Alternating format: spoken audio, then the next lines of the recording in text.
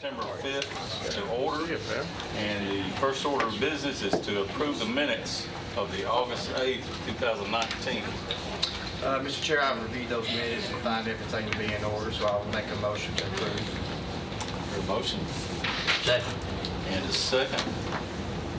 There being no discussion, all in favor say aye. Aye. Any opposed? Motion carries. If y'all don't mind, the mayor has got another appointment and has asked, and if it's okay, we'll move item 18, renovation for community care, to the top of the list. Mayor? Thank you, Mr. Chairman.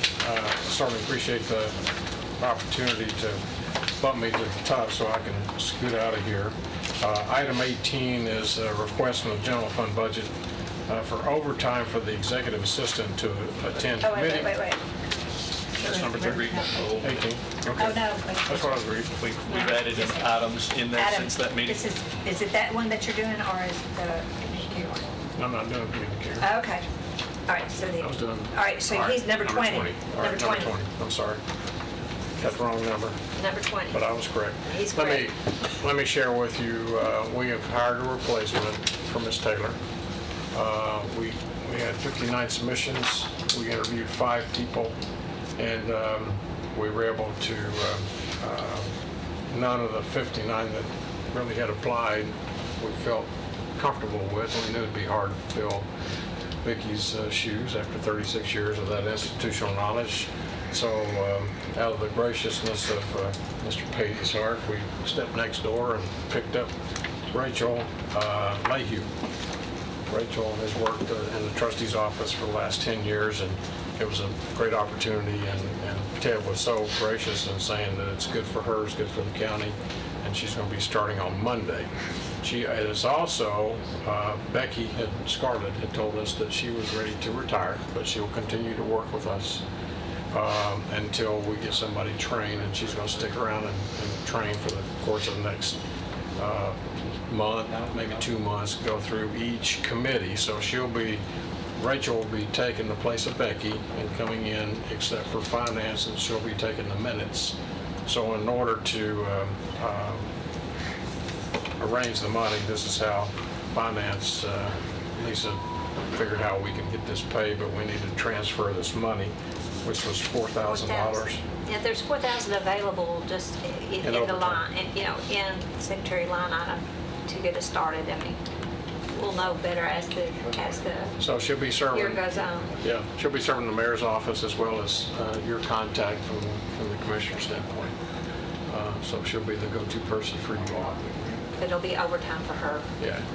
taking the minutes of meetings, y'all's meetings. Motion to approve. Okay, I have a motion to approve Second. and a second. Is there any discussion? 4,000 or 4,500? 4,000. I'm showing 4,000. It is 4,000. Yeah, we just- Well, I You just didn't. didn't mark off the total at the bottom. Oh, I didn't fix them. Well, she's starting a week early, so I had to go back and kind of change that. Well, I would like to say something nobody else has here, and I know every one of us feel the same way. I feel like my right arm's being jerked off with losing Becky. Oh, yeah. She's so good at interpreting the foolishness that comes out of my mouth a lot of times, and she's really been a great asset to us. So I'm gonna miss her sorely, and I know I speak for just about everybody. Well, she here. told me last night that Jim Cope, when she first started, when it transitioned from I think the old attorney over to Jim Cope's office as the new attorney, she said, well, what am I supposed to do? And she said, just write down everything you think is important. And I said, don't do that to Rachel. I think she's energetic. She has kind of the same personality as what Vicki had, and will meet the public well. And so she'll do well. So, Okay. actually, so is her regular schedule going to be 40 hours in your office and always overtime for these committees, or will she adjust her 40 hours to have just 40 hours in a regular work week once she's acclimated, or what's your plan? Well, I mean, she'll be 8 to 4. The plan, 8 to 4:30 is her job, and then the meetings will be overtime, attending the meetings. she'll be back in the office typing minutes. So I mean, it's, That's what Becky does now. She comes back the following day and types the minutes up, so she'll be doing all of that. Becky's contracted now. And- I just didn't know, it's a lot to gonna ask be a big somebody to job. be in their office 40 hours a week and have scheduled overtime with no relief. Sure. Because there's no And sub, I mean, you know. So I was just curious if the plan was to try to adjust her in-office time to give her a little more balance there, because that's a big commitment for Well, one and person. we asked that on the front end when we interviewed her, and she said she was willing to do that our kids are grown, and she was actually working 2 jobs. And so she quit that other job last week Okay. and was willing So to she's come. accustomed to the 2 jobs anyway, yeah. Sure, it is. Okay, is there any other discussion? Since this is money involved, we're going to please call the roll. Mr. Stevens? Yes. Mr. Allen? Yes. Mr. Dodd? Yes. Mr. Gooch? Yes. Mr. Johnson? Yes. Mr. Piercy? Yes. Mr. Peak? Yes. Thank you, Mr. Chairman. Motion carries. Okay, next item on the agenda is the investment report. Mr. Beatty, welcome. Thank you, sir. Thank you. We had one bid this last month, and we did not accept that because the best bid we got for a year was $215. We're currently getting $249, and while rates are declining, we thought that was too much difference not to just stay with where we are. So, and so right now the market, what we have in our banking contract is better than we're getting anywhere else. So we're just staying with that, and we'll send a bid out every now and then to see if things are better, or if we get to a point where, you know, it looks like it's going to level out. Those longer term may be better, but today that's a better return. How much longer do we have that amount that you're talking about now? You said 240. Well, the 249, it adjusts every month. It's 26 basis points above the prior month LGIP. So we used to get the LGIP, so now we're getting 26 basis points above that with the same kind of flexibility that we have with LGIP. So it adjusts every month. That's why we always give you the LGIP rate. We're not getting that rate, but it is the basis for which our contract. So we're 26 basis points above that. Above 2.23. Yes, sir, which is at 2.49. Yes, sir. And that dropped 10 basis points from last month. You know, the Fed dropped rates in the anticipation they'll drop more, so we're in that period where, and that's why if you look at on the bid, some of the 90-day bids were better than the 1 year because they anticipate rates dropping over the year. So it's just kind of in the cycle where we are, and that's just what the market offers. Okay, are there any other questions on the investment report? Not, I'll entertain a motion, please. Motion to approve. Have a motion Second. and a second. Is there any discussion? Hearing none, all in favor signify by saying aye. Aye. Any opposed? Motion carries. Okay, Mr. Beatty, you got investment policy change Yes, request? sir. A couple of changes. One of them, just what we'd had is that we would bid CDs in the procedure. Well, we want to change that to we'll bid any monies that we have that's not in our established banking account or an LGIP, which is really what we've been doing, because back when we wrote the policy years ago and kind of followed it, almost everything other than that was a CD. But now we have, you know, money markets, we've got the CDARS. So what we're basically saying is we bid that established banking contract, and the LGIP is the state's program. So if we place any money anywhere other than that, we go through our bid procedure to do that, which is pretty much what it just kind of clears up the language while we were changing it. Not really a policy change. It just opened up to what we're really doing because there are more than CDs that are available for us today. And then the other item was we have several items that we're able to invest in. One of those is a product called ICS, which is an insured cash sweep account. It is managed by a group called Promontory, which are the same folks that do the CDARS. If you remember the CDARS, which is they're like CDs, but what is different, all of our money has to be collateralized or insured. And you know, you get $250,000 of insurance per Social Security number through the Federal Deposit Insurance Corporation, FDIC. Well, through promontory, the banks are able to take that money and spread it out among several banks and maintain the insurance, which is completely legal. And the state, authorizes it. We have quite a bit of money there. But what it does is, if they cannot get the insurance, the banks have to collateralize our money at 105% of what we have. So if we've got $100, they got to have $105 of collateral, which is expensive for them, and they have to monitor that with the state. And the way that it works to be in the collateral pool, which is what we use, is if what our highs are, they have to collateralize that through the state. So as our balances decline, they still have those higher requirements. To tell you all that is, by being able to use the ICS product, it makes it cheaper on the banks, and they're able to give us a higher interest rate because it lowers their cost. So we're just using that more. It's liquid. It lets us get the money as we need it. And so we just wanted to, we've not bumped the ceiling, but we were getting closer, and with money coming in for taxes, to be able to raise that percentage, just make sure we stay within our policy.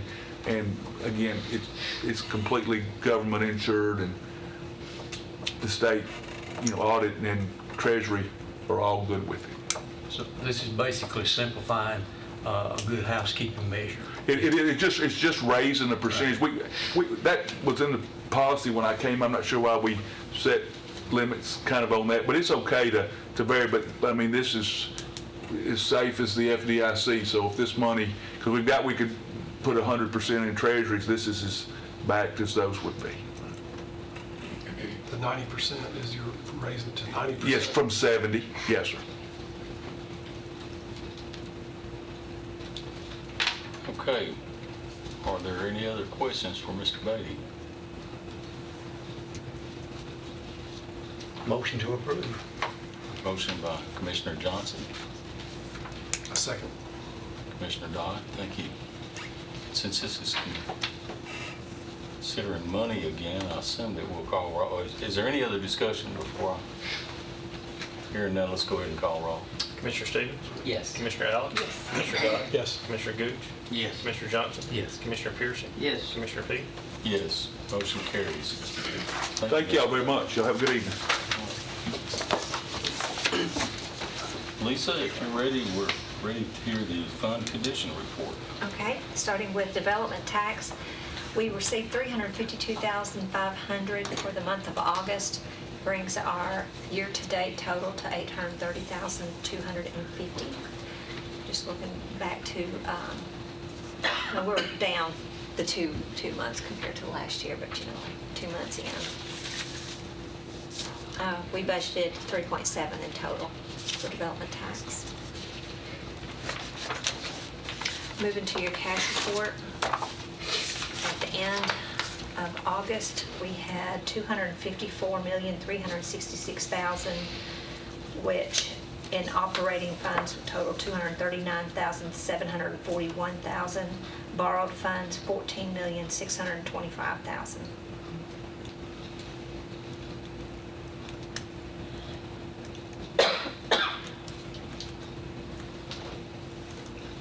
Okay, there's no questions on that report. Revenue, obviously, you've got it in front of you.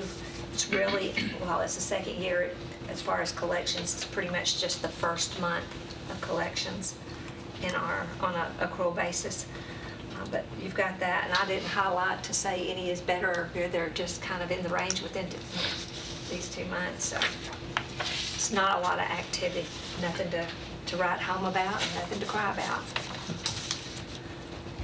And if I can indulge me a little bit, because that's really, unless y'all have something else, I want to jump to something else, unless there's any other questions. Those of you that are on Health and Ed are used to seeing these kind of reports, and while you get them monthly for the schools, we don't do that as often on the general capital projects, but these are the ones that are pretty much open. And the parking garage judicial center is pretty much done.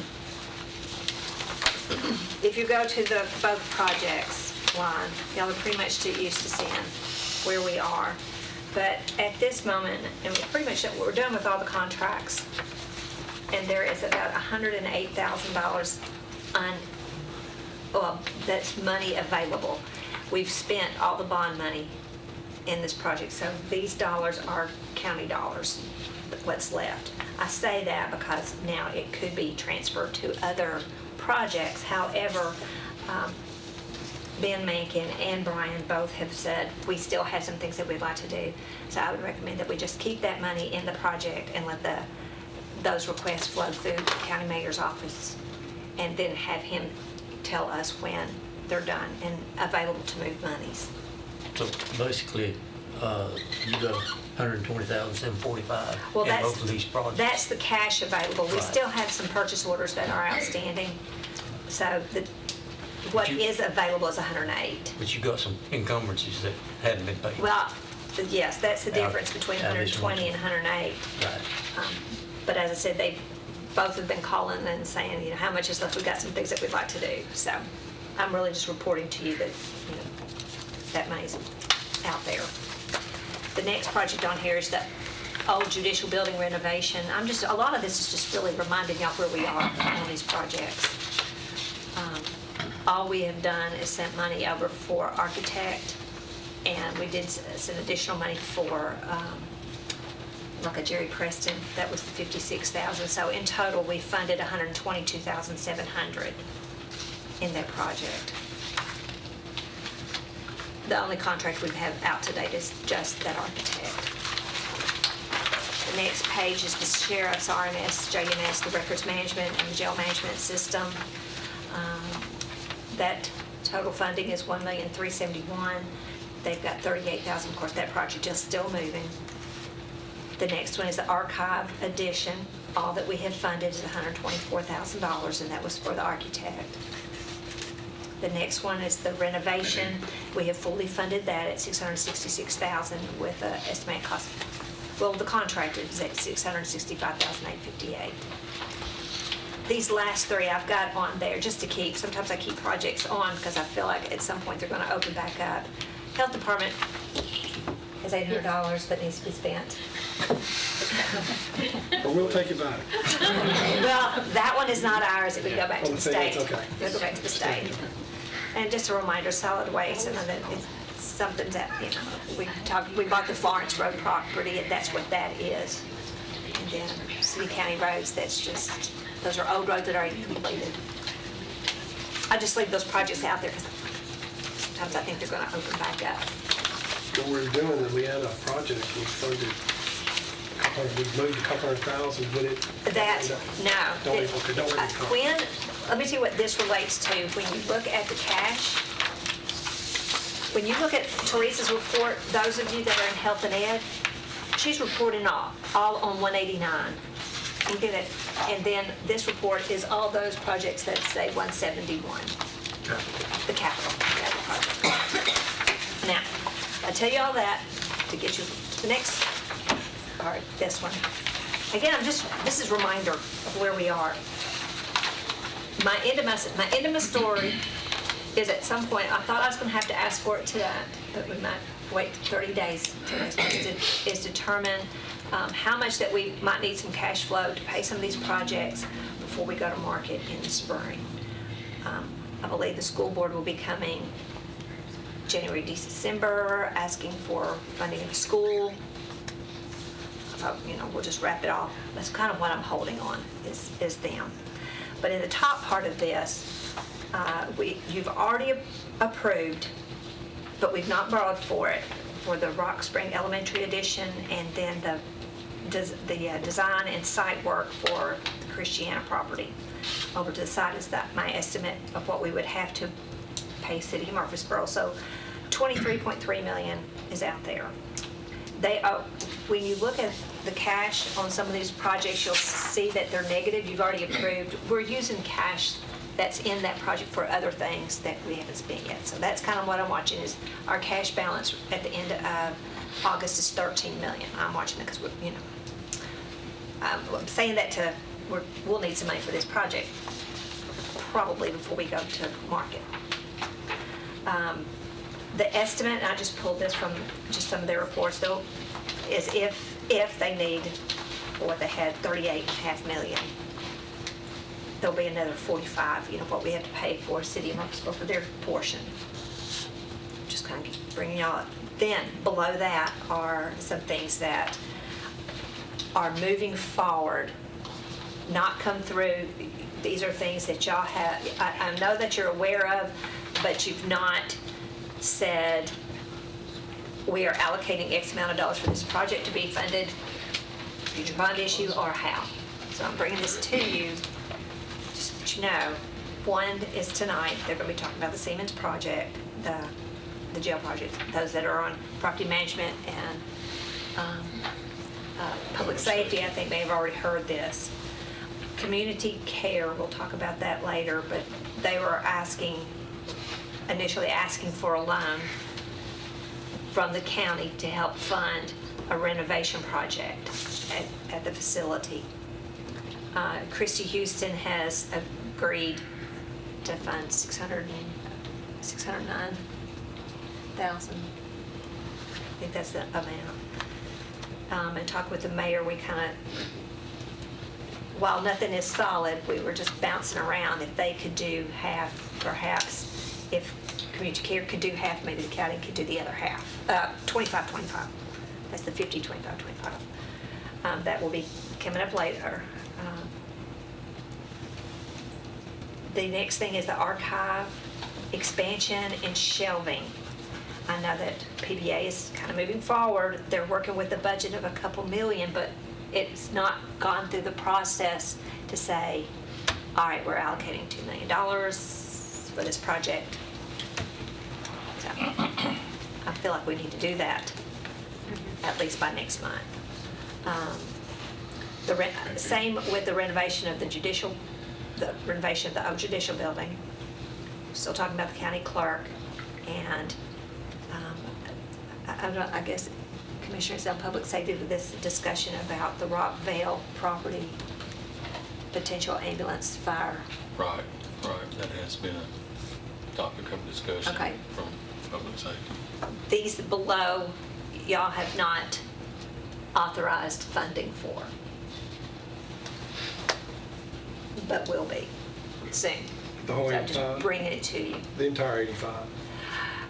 That's, the 85 includes the schools, the potential for the schools. That's still a fuzzy number for me. But the 85 might be Potential, that's what I'm looking at in the fall. or the bond market or Yes. some yes. fund balance. Some or fund, combination. yes, exactly. Some fund balance. Going back to the archive expansion and that shelving project, we have $472,000 set aside. That's restricted fund balance for archiving from circuit court. And I talked to Melissa Harrell today, and she feels comfortable giving up $300,000 of that to go toward this project. So basically, you're looking at about 85, 6 something for the bond Yeah, market when you yes, in the fall. that's kind of coming up That's just in the kind of spring. in the spring. But all that to say, I just wanted to lay some groundwork that as we get through, the amount that we have in development tax, restricted for development tax is $3 million something. Wait, it's right there. $3,232,000. So you've got that available to go to a project. We closed our books $5 million ahead. So, you kind of got some of that you could use to fund some projects too. How much? 5? And that's how much our revenues exceed our appropriations. That's not opted, but we feel pretty comfortable with that. So, just laying your cards, Yeah, just a good snapshot. kind of where the money is, as y'all think about these projects as they come in. But I thought I was going to have to ask for a capital outlay note, but I think we might can wait 30 days. Oh, this is good. It's helpful. That's into my report. All right, we'll see what's on the horizon shortly. You've heard her report. Do I hear any other discussion or a motion to approve? Motion to approve is presented. Motion, Second. and a second. Is there any other discussion? Hearing none, let's see. All in favor, signify by saying aye. Aye. Any opposed? Motion carries. Okay, since we weren't spending anything there. Next is Mr. Elam with the Risk Management Financial Report. Good evening. Fund 264. If you look at the first page, I'll remind you, if you look by the year, numbers aren't so bad, but if you look at the fiscal year, the numbers aren't so good. That's because you have 2 months where the school board premiums aren't collected until they're on a 10-month time. So that's why it's such a wide number, wide gap there. But looking at the calendar year, year to date, your revenue of last year was $47,781,495, and your expenditures was $45,224,707. Compared to this year, you see $49,241,075 in revenue, and expenditures are $47,708,229. As we look down at the fiscal year, you see your revenues at $3,358,089 last year, compared to expenditures at $12,198,561. This year, very close to the same thing in revenue. You have $3,469,569 compared to $13,087,540. When you go to the next page, and if you look over to the far right, 2019 calendar year, the number I want you to look at is when you look down at the total, the difference in revenue less expenditures for the calendar year, you'll see that we're at $1,532,845.93. That's approximately 3%. That's what we're looking at. We would hope over the next 4 years that you would see that grow just a little bit. There's no guarantee. 4 years. I'm sorry, 4 months. I'm sorry, 4 months. We would hope that we would see that grow a little bit. 3%, you don't want to go much below that, but anyway, that's what we're looking at for the calendar year. And then as you look at for the fiscal year, the difference, you're looking at over $9.5 million. So, but you got 10 months to make that up in premiums. I do want to point out a couple of things, and this is just an error on our part. When you look at the total enrollment from May 19, you see that there's a number 6,145 in total enrollment. The number that was given to you last time was 6,262, and that number was wrong, but it has been corrected at this point. And I think you noticed that also in insurance. And then also, as we did some internal auditing, we also found that in the July number needed a correction, and it is correct here at 6,127,000 for July. I guess that's it for the 264 fund. Any questions on it? Okay, I'll move on to 266 fund. If you see here on your graph, your year-over-year paid claims, if you remember last month we reported that we had a change in our carrier and our third-party administrator, Collins and Company. What they didn't pay the bill. I won't say they didn't pay any bills, but they didn't pay these bills as far as providers and things, because they wanted to make sure that they didn't pay bills that were already paid, so they had to sift through everything. I don't know if I shared this with y'all, but I had a conversation with him just talking about where we were and how, trying to get this process speed up. And he said, I think in the data dump there was 82,000 file documents. that they're going through, that everything got dumped on them. So most important thing was anybody that was on OJI out, that we made sure that they received their checks. But now as you begin to see as this number year-to-date on paid claims, you'll see this number climb, and it's going to be skewed a little bit compared to last year because he's trying to catch up with his payments. And if you look at the next page, you will see year-to-date $48,040.93 compared to year-to-date last year at $112,815.69. So I would expect that number for the next month at least to be greater than what it was the year before, catching up on his bills and everything. Any questions on the 266 fund? Okay, and then as you look at your legal expenses, same thing, July, wasn't a lot of attorney's fees paid. Wanted to make sure that as it transferred over, that two people, there wasn't two checks written to the same person for the same bill, so there was a lot of verifying. But as you see in August, it's climbed up to $25,460 total.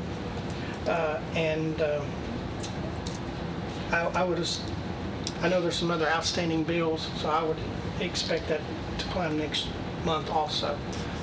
And then it should start leveling off, I would hope, October, November, and give us a true comparison of what the bills are for that. Any questions on that? I don't have a question, I do have a comment. It might be worthwhile for us for you to add a footnote to both of those reports, because a year from now, we might not remember why the swings were there. Yeah. So I think that might be helpful, just so we don't ever forget that was the reason we saw that fluctuation in those couple of months. I might need it myself a year from now. It's not just you, it might be myself. I'll be happy to. I'll make a motion to approve as presented. Okay, we have a motion to approve the report. Second. And a second. Is there any further discussion? Hearing none, all in favor of approving the report, signify by saying aye. Aye. Any opposed? Motion carries. Thank you, Mr. Chairman. One last thing real quick, I have a QR code that I passed out to everybody. We're just trying to make things easier for the employees, and so we've ordered like 5,000 of these. The OIT department put these together for us, and it was done in-house. So we're passing these out. If you have somebody that needs some, and it's just something you can stick on your just about anywhere at your work, and it'll take you really quick to a lot of your websites, MedPoint, Cigna, things like that. And it's just another tool to help people get the information that they need, and that's it. You want to, I know you brought this up, and I'm not sure which committee I heard it about, the health fair. Yes, sir. What you're going to do. The health fair runs from 3 o'clock to 7 o'clock on October the 18th. And annual enrollment's going to run from 12 o'clock the 18th at noon until November the 1st on Friday at noon. And I'll just give you a brief explanation on that. We're starting annual enrollment at 12, so we can get some of the bugs out. And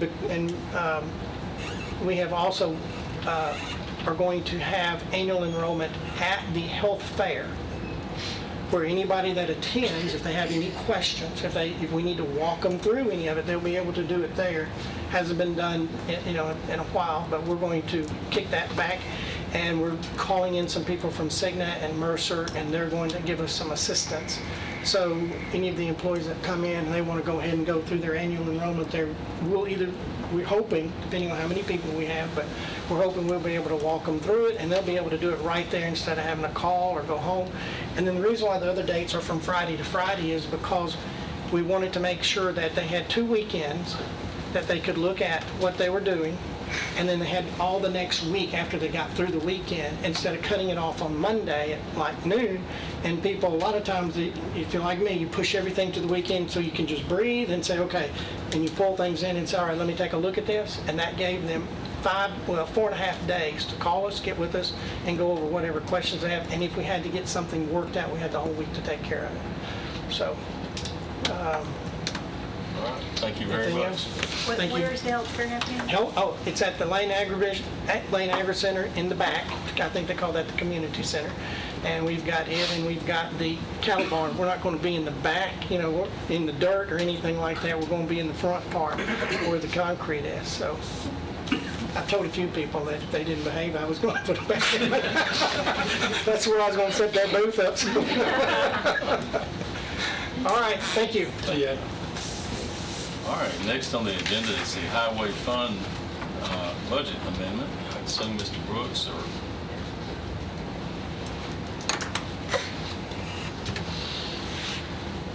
Good evening, everyone.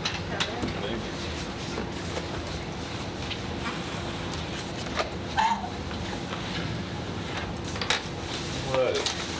Here for you tonight is a budget amendment from our ending fund balance to, get down here.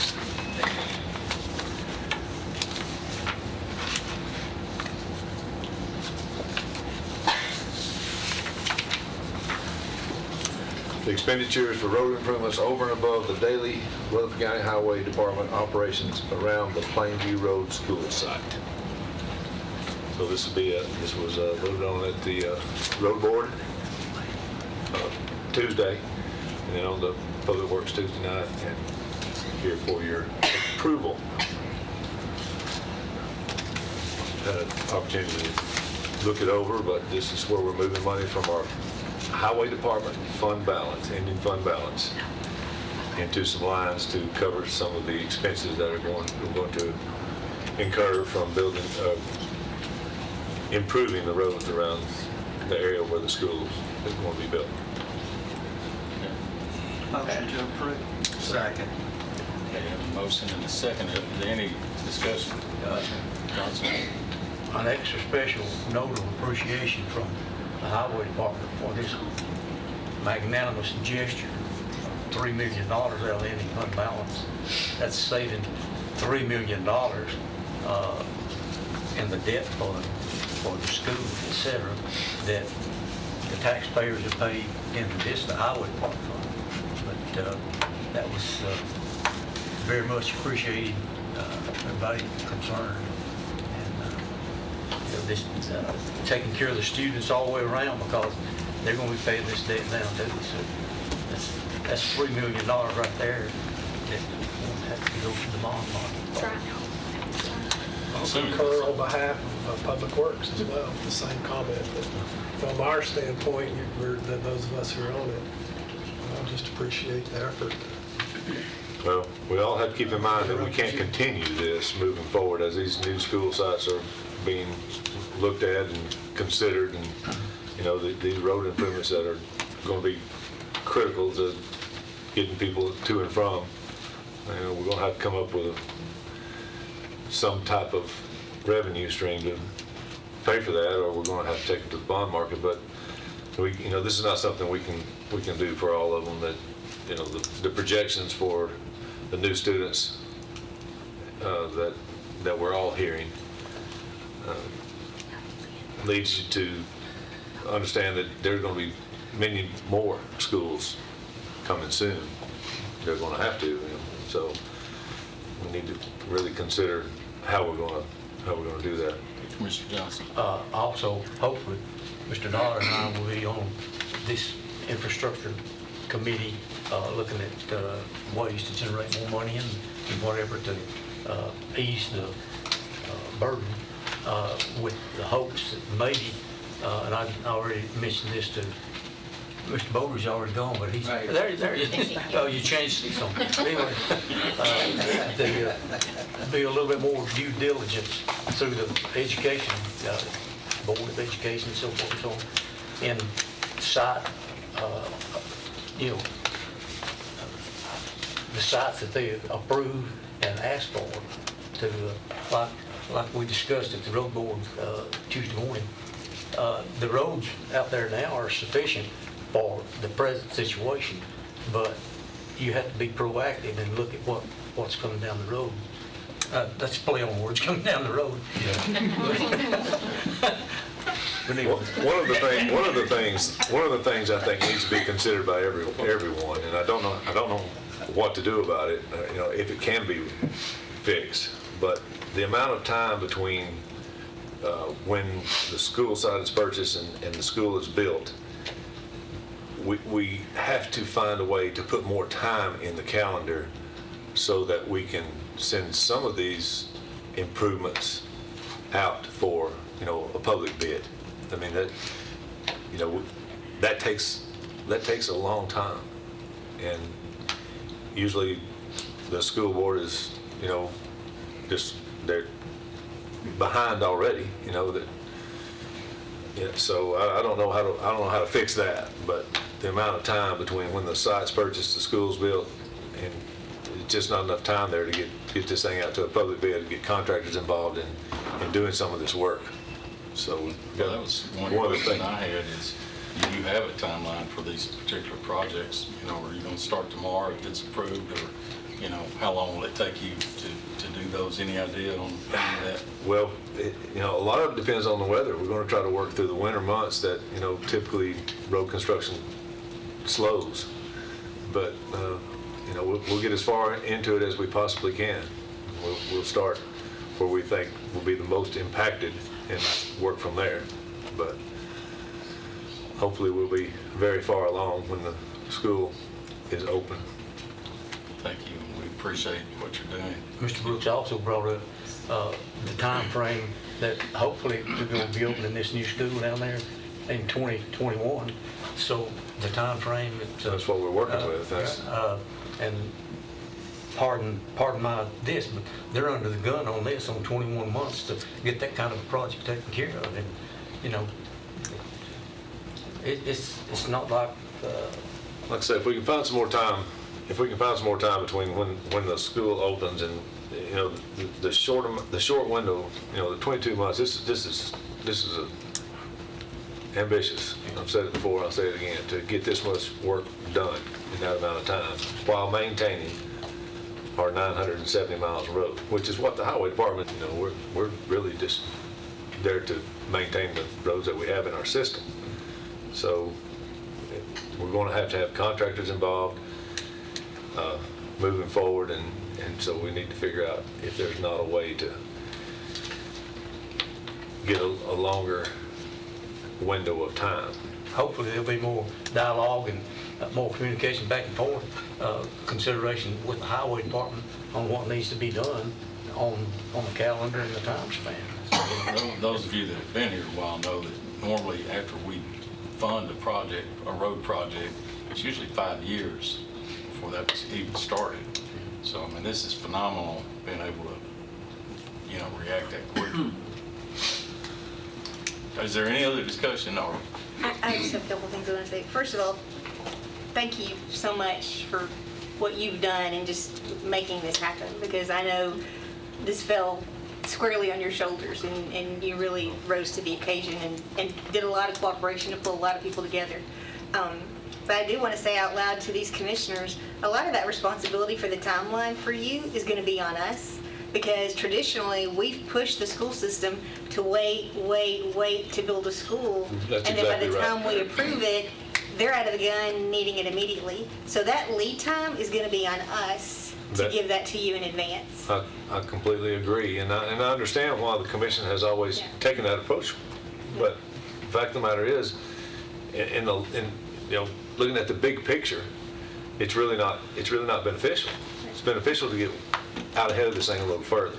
We know it's coming. We've all heard the growth numbers. Right, and this is our first time to ever do it this way. Right. And this is a smart way to do it.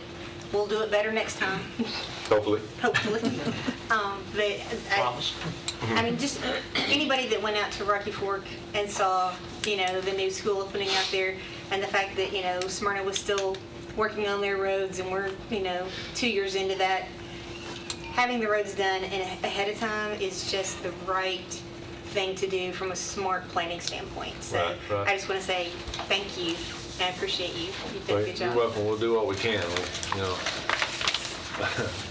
We'll see. We'll have to have a lot of cooperation from the weather, and we'll have to have a lot of cooperation from our employees. And we'll be back here at this table again before this is over, I can assure you. Well, I was going to ask you that. How far is this money going to get you? Because I know that's a very extensive road improvement out there. Well, the budget amendment really is for one budget cycle, so what we're looking at here is for a year. Okay. You know, For 10 months. yeah, really, yeah, 10 months, yeah, But so. I guess I'm just thinking in terms of roads, you're not going to be able to get all the roads. This improvements done that you want. $3 million amendment right here, I'm looking at that like, if we can, if we can spend that much money between now and when our new budget cycle starts at the end of June, 1st July, then that means we've gotten a lot of work done. I don't think we'll get this much work done in that period of time, but I don't want to have to keep coming back. We want to get this in there, and what we don't use, go back to fund balance, and we'll start over 2021. Did we decide there were like 80 parcels that had to have easements gathered from Right ways on of water. Public Works? That's approximately, Yeah. that's right. And that work's already underway. The consulting engineer that works for the county is working for the highway department on this, and they're currently doing the survey work in an effort to get the appraisers, the information they need so that those appraisals can be done, so that we can approach the people with what we need. So, Has there been any more discussion about reinstating the checkoff list to let your department look at property before it's approved to be bought? well, I know that came to us. I mean, the list you're talking about, I've seen the list, and I guess really, Mr. Piercy, that question really would be one that you would need to talk with the mayor about. I don't know where that's at right now. I don't know where that's at. But I'll go back to what I said before, that every site, regardless of where it's at, is going to come with its own set of infrastructure problems. There's no perfect site out there. I mean, the list, I believe it's a good thing. It would be beneficial. It would be beneficial, no question about it. So, but regardless of where these schools are built, there's going to be a certain amount of traffic issues. I guess it's a good problem to have, but I do feel like that, that we need to be building schools. If we have 153 portables, I don't want to get on the bandwagon for the Board of Education, but if we have 153 portables, our children deserve to go to school in brick and mortar. So let's get to it. Well, we have a motion and a second. Do I hear any other discussion? Hearing none, call roll, please. Commissioner Stevens? Yes. Commissioner Allen? Yes. Commissioner Dodd? Yes. Commissioner Gooch? Yes. Commissioner Johnson? Yes. Commissioner Pearson? Yes. Commissioner Peak? Yes, motion carries. Thank you, Mr. Brooks. Thanks, Mayor. Thank you. Okay, next on the agenda is the general fund budget transfer for juvenile detention, and I believe Rebecca, you here? Okay, Good evening. welcome. I have before you all tonight a general fund transfer it's internally from our own budget, $2,700 from other supplies and materials to office supplies, and this is for housekeeping. Motion to approve. Second. For a motion and a second, is there any other discussion? Hearing none, call roll. Commissioner Stevens? Yes. Commissioner Allen? Yes. Commissioner Dodd? Yes. Commissioner Gooch? Yes. Commissioner Johnson? Yes. Commissioner Pearson? Yes. Commissioner Peak? Yes, motion carries. Thank you. Have a good night. Okay, the ambulance service fund budget amendment. Melanie? Good Carl, evening. welcome. We have a couple of budget amendments. The first one is we're requesting to transfer $50,000 from our paraprofessionals payroll line item on the 911 side and put $30,000 of that into our convalescent part-time payroll and $20,000 into the convalescent overtime payroll. And it's all within our own budget. Yeah, you can go ahead with. Oh, go ahead with the other one, okay.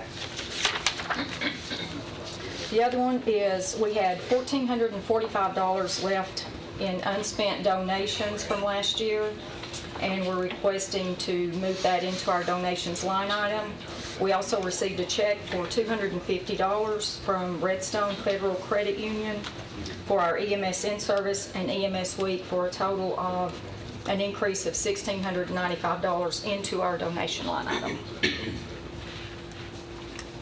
Okay, you've heard the request. Of course, I heard this at Public Safety, and basically that first one is where they're actually doing so well with the transport project that they're having to use more people to do it, and that's where the cost is coming in.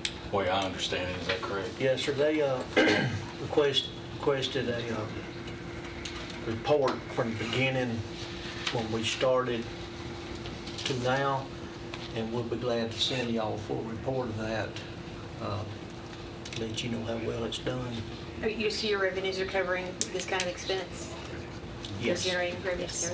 And how much, this money, how long will it last you? Like, you're growing at this pace, you expect this to cover you for 3 months, the rest of the year? Probably 3 or 4 months. Okay. We're just going to see how it progresses. From what I understand, before I stepped into this role, we was going to go through September, and then everybody's going to reevaluate. And that's why we're going to send the report to the Public Safety, and we'll be glad to send it to y'all too. And I think it's impressive. How many ambulances do you have that are doing this? I know we started with one, didn't we do more than that? It's so busy, occasionally we have to use another one. Okay. I think it can function well on 3 or 4, but Okay, I have a motion to approve down here. Do I hear a second? When's the time up? from what I understand, after this month. Second. Mr. Stevens? Okay, we have a motion and a second. Is there any further discussion? Hearing none, call roll, please. Commissioner Stevens? Yes. Commissioner Allen? Yes. Commissioner Dodd? Yes. Commissioner Gooch? Yes. Commissioner Johnson? Yes. Commissioner Pearson? Yes. Commissioner Peak? Yes. And motion carries here. Thank you. Next up is the general purpose school fund budget amendments.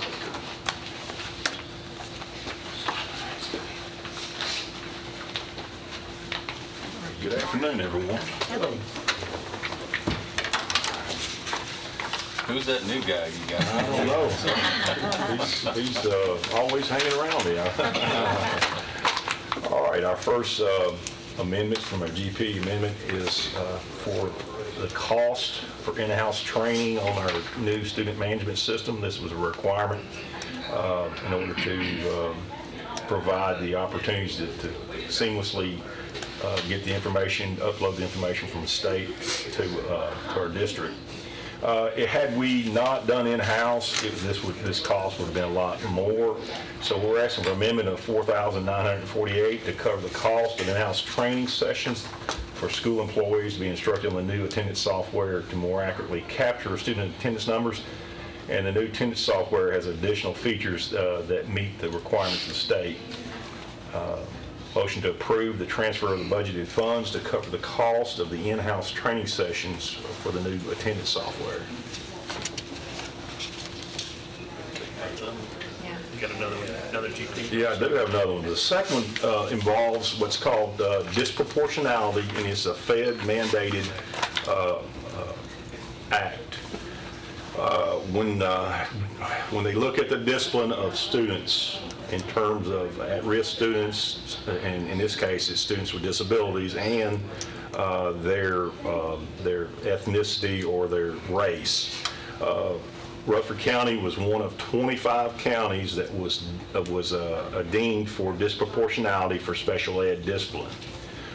In order to address this need, there are a variety of different things that we had to do. One of the things we had to do was spend 15% of our IDA budget to address this training, awareness to make sure it doesn't happen again.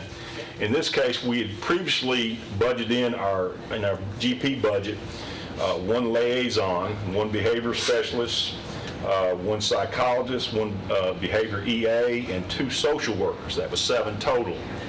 Now, once we got the notification, by the way, this was for the 17-18 school year, not the 18-19 school year. We haven't got that data. But for the 17-18, so in order to meet the needs, what we're doing is we're wanting to roll this all into Fed money because we do have to spend out of our SPED allocation. And what we're asking, in addition to these 7 positions that were already budgeted into our GP, we want to add 3 additional positions to that. And this would address the disproportionality in which we are currently under.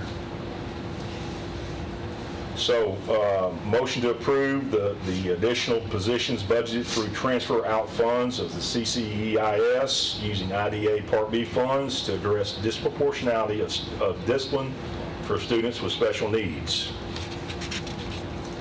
Got a question on that.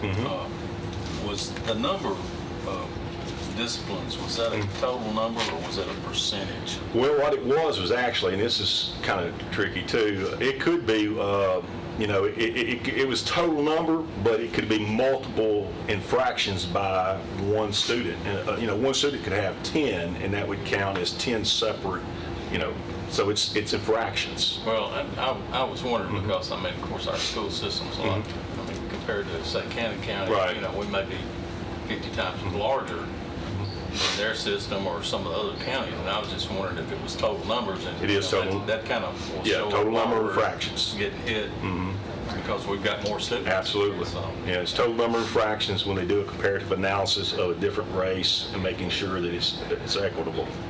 okay.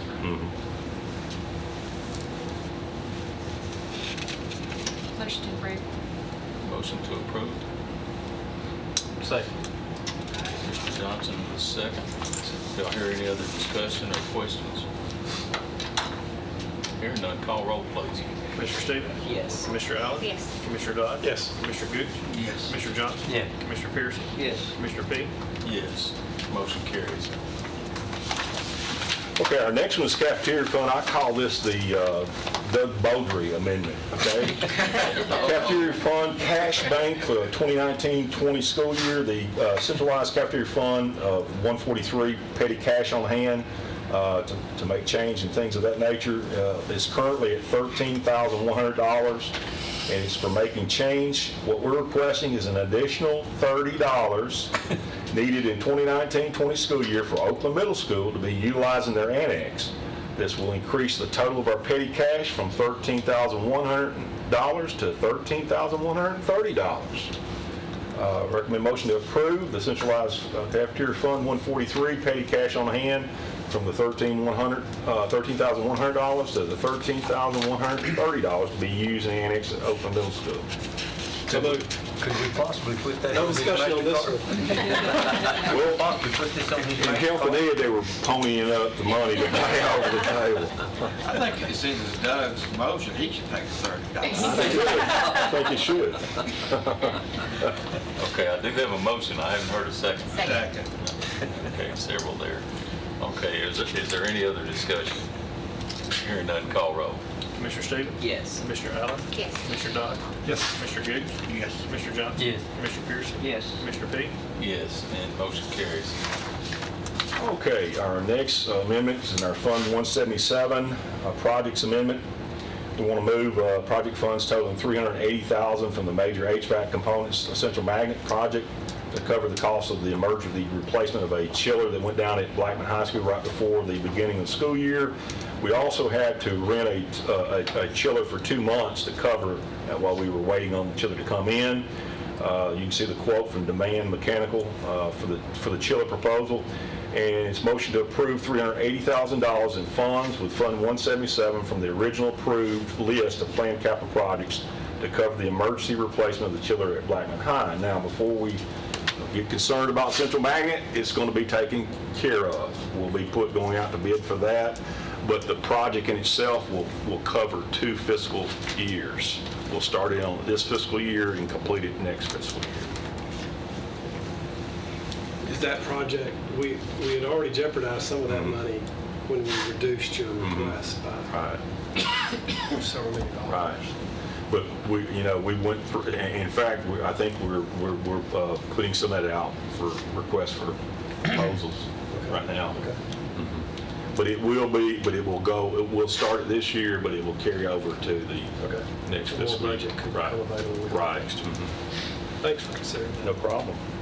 Motion to approve. Second. We have a motion and a second. Is there any other discussion or questions? Hearing none, call roll, please. Commissioner Stevens? Yes. Commissioner Allen? Yes. Commissioner Dodd? Yes. Commissioner Gooch? Yes. Commissioner Johnson? Yes. Commissioner Pearson? Yes. Commissioner Fee? Yes, and motion carries. All right, next is Fund 189, our building program. This is clean up some items in the building program as to reflect actual costs. And you can see that Fund 189 budget amendment in the spreadsheet. I think, what did the total come out to be? It's just between, it's just clean up. Just clean up some, but it was, what was the total come out? The cleanup's all Comes out to within. 0. Yeah, 0, okay. So motion to approve the project amendments is detailed in this fund, in the spreadsheet. I like the cost on this one. I do too. I like that one too. Motion to approve.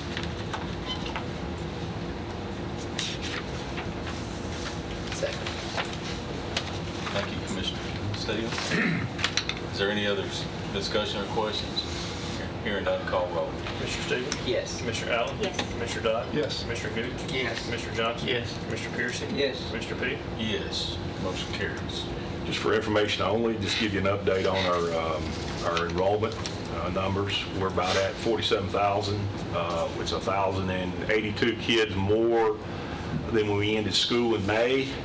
About 560 of those are in middle schools. We dropped about almost 200 kids on Rockville Middle School, which is closely approaching 1,300 kids. And Blackman Middle School is right at 1,600. They'll go back and forth 1,599 to 1,600. I say all that because we had a discussion, an informal discussion this afternoon about when we're looking for land on the western end of the county, we cannot find a 3-school complex. So because we're running into some issues and we're really looking at some severe overcrowdedness, we're probably going to start looking possibly for a 1-school complex. If we can find it. We all know that on that end of the county, it's not only about the amount of land, it's the quality of land. And we've really run into some roadblocks. But we discussed that with the board, and it's probably what we'll be looking at going forward. What is the enrollment at Siegel Middle? That's where Siegel Middle is they're right at 1,200. Well, I know they've got portables everywhere. spread around Yeah. everywhere. And then we're about close to 1,200 at Laverne Middle School also. Okay. And it's middle school where we're getting the growth now. The high school is a little bit, elementary not so much. I think opening up Salem kind of relieved us somewhat at Barfield, about 150 kids. Do we have any more additions we could do at any of our middle We can.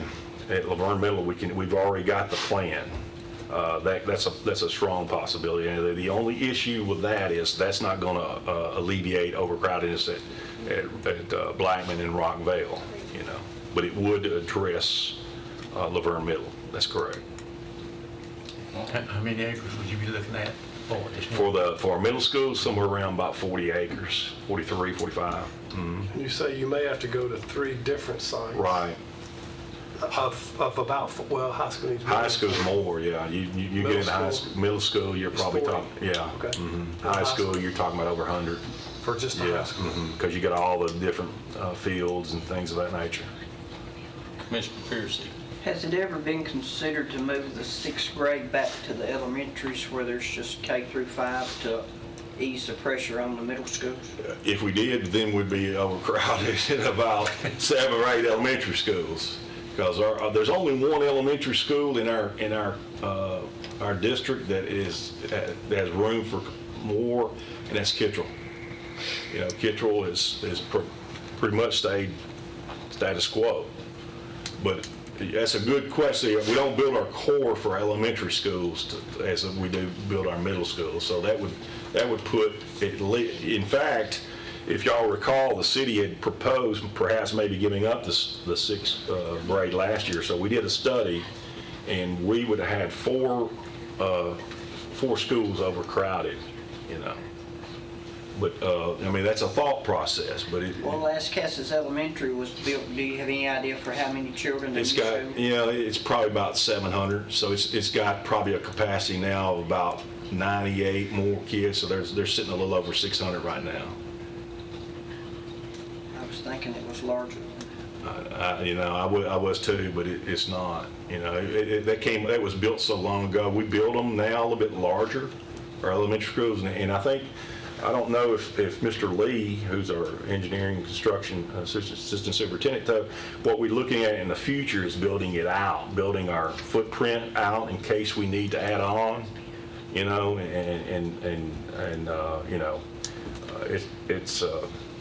that's one of the things we'll have to address going forward. Are they designed to where they can be built onto, the elementary schools? The ones we currently have, some of them have rooms, some do not. Now, one of the things with, like, for example, at Rockville Elementary, there are over 1,000 kids in elementary school, and multiple. We do have some land there. However, we've got our wells, our geothermal wells there, and we would have to, once again, that would create an issue for us right there. But there are some, you know, the new school, Rocky Fork Elementary, as far as square footage, it's probably the largest one, it and John Coleman. And it's already over 800 kids in it, you know. But it did alleviate some for now with some of the elementary schools. It alleviates some of the overcrowdedness and stuff. Thank you. I actually asked the principal there how long before he thought he was going to need portables, and with all the housing that's planned It is in a there, lot planned there. probably 18 months Right. till that brand new school needs portables. It's a beautiful school. If any of you have ever been in it, I would strongly encourage you to go see what your money's paying for and the taxpayers. It's a very beautiful school, both of them and Rockville both. As the size of land is becoming more challenging for you, are we going to consider going more than 2 stories? Wilson County's doing that with the new high school that they're building. You get into a lot of debate on that. Obviously, if land's not available, you know, one of the things you have to do is look at all the options. In my, I talked to Gary Anderson, who's on the board over at Williamson County. He also worked for the city. One of the things in Williamson County they do is they're putting the reason why they went to the synthetic fields is because of acreage, not having to build, purchase land for practice fields and things like that. So that the cost of land over there is significantly higher than here. Right. Yeah. I knew we'd have to be coming up with more and more Absolutely. creative solutions, and safety I would think would be a big concern It going is. higher. It is a concern, but Right. What do you do? what do you do? Right. Yeah. Not making any more land. They aren't making any more land. They sure aren't. All right. We appreciate it. Thank you, sir. Thanks, y'all. Thank you. Okay, next one up is the Sheriff's Department.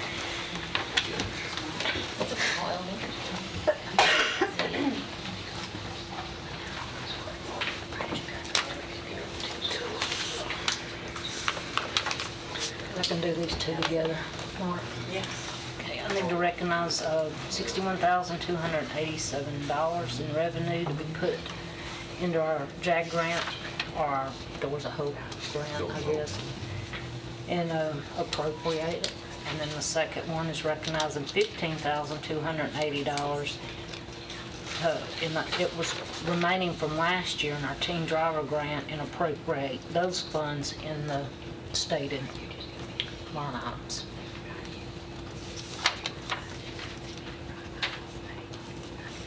Okay, you've heard the request. Are there any questions? If not, we'll entertain a motion. Motion to approve. Mr. Piercy? Second. Mr. Dodd, thank you. Any discussion? Hearing none, call roll. Commissioner Stevens? Yes. Commissioner Allen? Yes. Commissioner Dodd? Yes. Commissioner Gooch? Yes. Commissioner Johnson? Yes. Commissioner Piercy? Yes. Commissioner Peak? Yes, motion carries. Second is, of course, we always zero out our special purpose fund at the end of the budget year. I'm taking the $88,278 and putting them back in the expense line items. So another one. You want to do that other one? Yeah. And we got money in the special purpose fund, and it was an amount of $2,335, and I'm going to put that in our maintenance and repair bill. Okay, you've heard the request. Basically, no new money that we're looking at.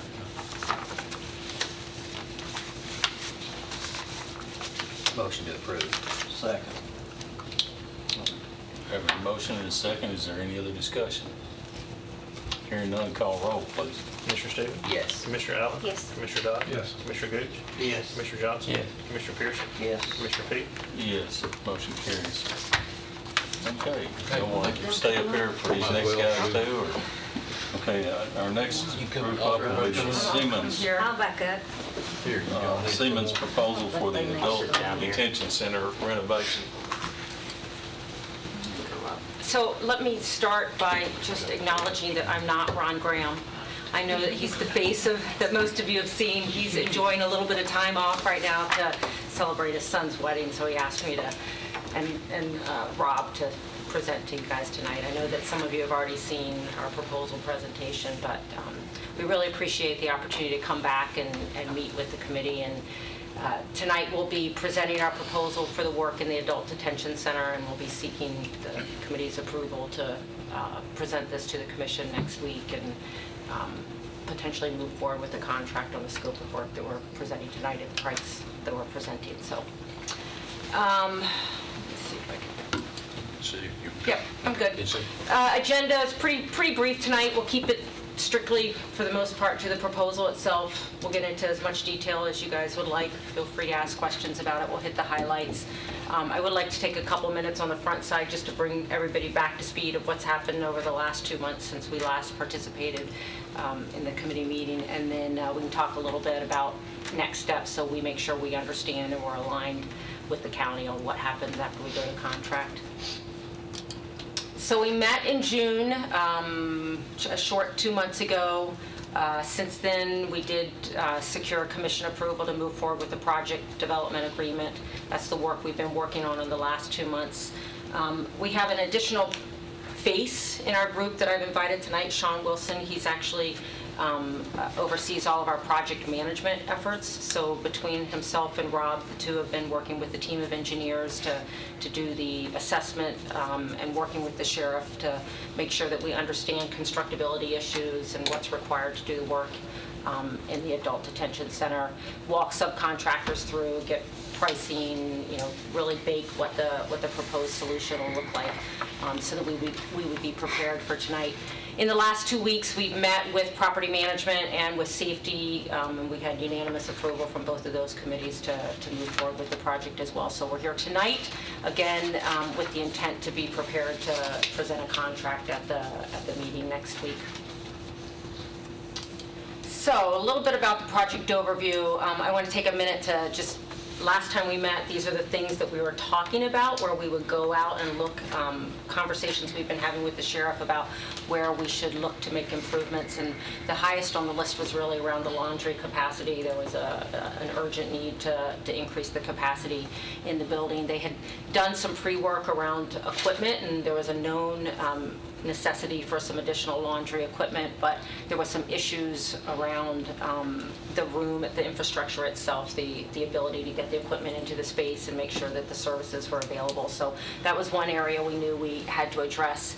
One of the things we found when we walked through the building, and we talked a little bit last time, was we also identified that there were many rooftop units that are there that were at the end of their life. They were 20 years or more older in age. And they really were a big risk item. You heard earlier about the chiller failure at one of the schools, and the necessity then to get temporary cooling and an increased cost just to deal with an emergency situation. And so I think everybody agreed that was, there was the possibility of an emergency situation right there, and probably something that should be looked at if there was a way to do it within this project. And then just the overarching need to reduce energy expenses, and primarily water. The cost of the water was on the rise, so was there a way to reduce water consumption in the center, as well as address some just water-related use issues in the cells with flooding that really was a big maintenance headache and just a safety risk when they were dealing with those issues. So we're happy to be able to come back tonight and say, I know last time we talked, we said, well, we'll have to see how much of the work we can actually do. We're able to do it all, which is really great. We're able to do it all and still meet within the model that we talked about last time around energy savings, and I'll walk through those numbers in a minute. So the methodology that we're proposing continues to be a performance contract model. We're proposing to make improvements to the building, the improvements that I just mentioned. Those improvements are really designed to create some savings, energy savings, water savings, operational savings.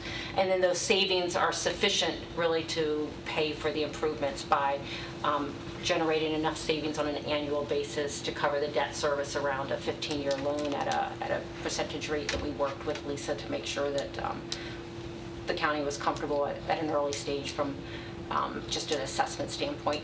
I've listed a couple of what I think are kind of the value parts of doing this type of model rather than some of the other models. One is that you have a lump sum firm fixed price. There's no change orders really to this type of work. We own the risk associated with doing the due diligence up front and the design work that we've already done to make sure that when we come in and make a proposal for the work, that we own the responsibility of making sure that the work is done as promised, rather than traditional type of contractors where they come out, they see something different in the site. Now, obviously, if we go out and there's conversations and you say, we'd like to do something different or we'd like to add, we're open and flexible to doing change orders, but we don't necessitate change orders because we found something in the field that we didn't discover when we were doing the design work. The other issue I listed as single source accountability. It's really about us owning the risk for a turnkey project. We've done a lot of that work already on the design side. We'll continue to work with the design piece and get everything ready for final contract.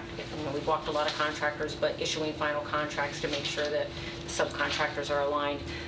Being able to make sure that we're doing all of the construction management, subcontractor management, coordination, communication, safety plans, ensuring that all the contractors on site adhere to certain safety plans, and then commissioning the job and training associated with what the improvements are. So we own all of that. It's all part of the project. It's one throat to choke, we generally say. So. And then obviously the performance guarantee around the economics of the project, that there's a savings guarantee that's going to be sufficient to cover the cost of doing the work. So here's just an economic summary. Right now we are proposing the work that I described, and Rob's going to talk about in a little more detail. The cost of the work is just under $2.4 million. The work will create savings at just under $177,000 a year, which is about a 21% reduction in the utility cost, the operating and maintenance budget there. And it's a 13.5-year simple payback project if you were just looking at it as a traditional just capital investment and looking at the savings associated with it. I talked a little bit about budget neutrality, that the savings would be sufficient. I know this is a little bit of an eye chart. Hopefully you can see it better on your iPads. But really what we're showing here is the 15 years for the debt service. We're using 2.65% as an interest rate. If you look at the top part of the chart, it shows what the savings are. So you'll see that there's a certain amount of energy savings and then a certain amount of operational savings, for example, longer life on light bulbs, things like that. And it shows for each of the 15 years what the projection is for those savings. Those are the savings that we bake into our contract model as a guarantee. The middle of the chart is the cost. The first line is the principal and interest on the debt service for the total amount, assuming that the total amount is financed. And then we've included a line item that says performance assurance. That's for M&V services. That's the cost of services for us to maintain the guarantee in place. It's really the cost of us providing oversight on a continuous basis through our digital services center to make sure that the equipment continues to perform efficiently, and that 15 years is a long time. You get 10 in year 10, 11, 12, it starts to be some changes, operational strategies and things like that. It's an extra set of eyes watching to make sure that things don't get off track and that the economics of the project remain in place. And then the bottom of it shows the cash flow. You'll see that it's year over year, zero cash flow, meaning that the savings will cover the cost of the project. Up until year 15, there's about an $18,000 positive cash flow. The total, if you look at the total, it's about $3.25 million worth of savings over the life of the project. Are there questions on this, on the numbers? Your performance assurance steps up each year. Is it by a certain percentage, a specific percentage annually? Or? Yes, I believe we're carrying it at 3%. 3% escalation.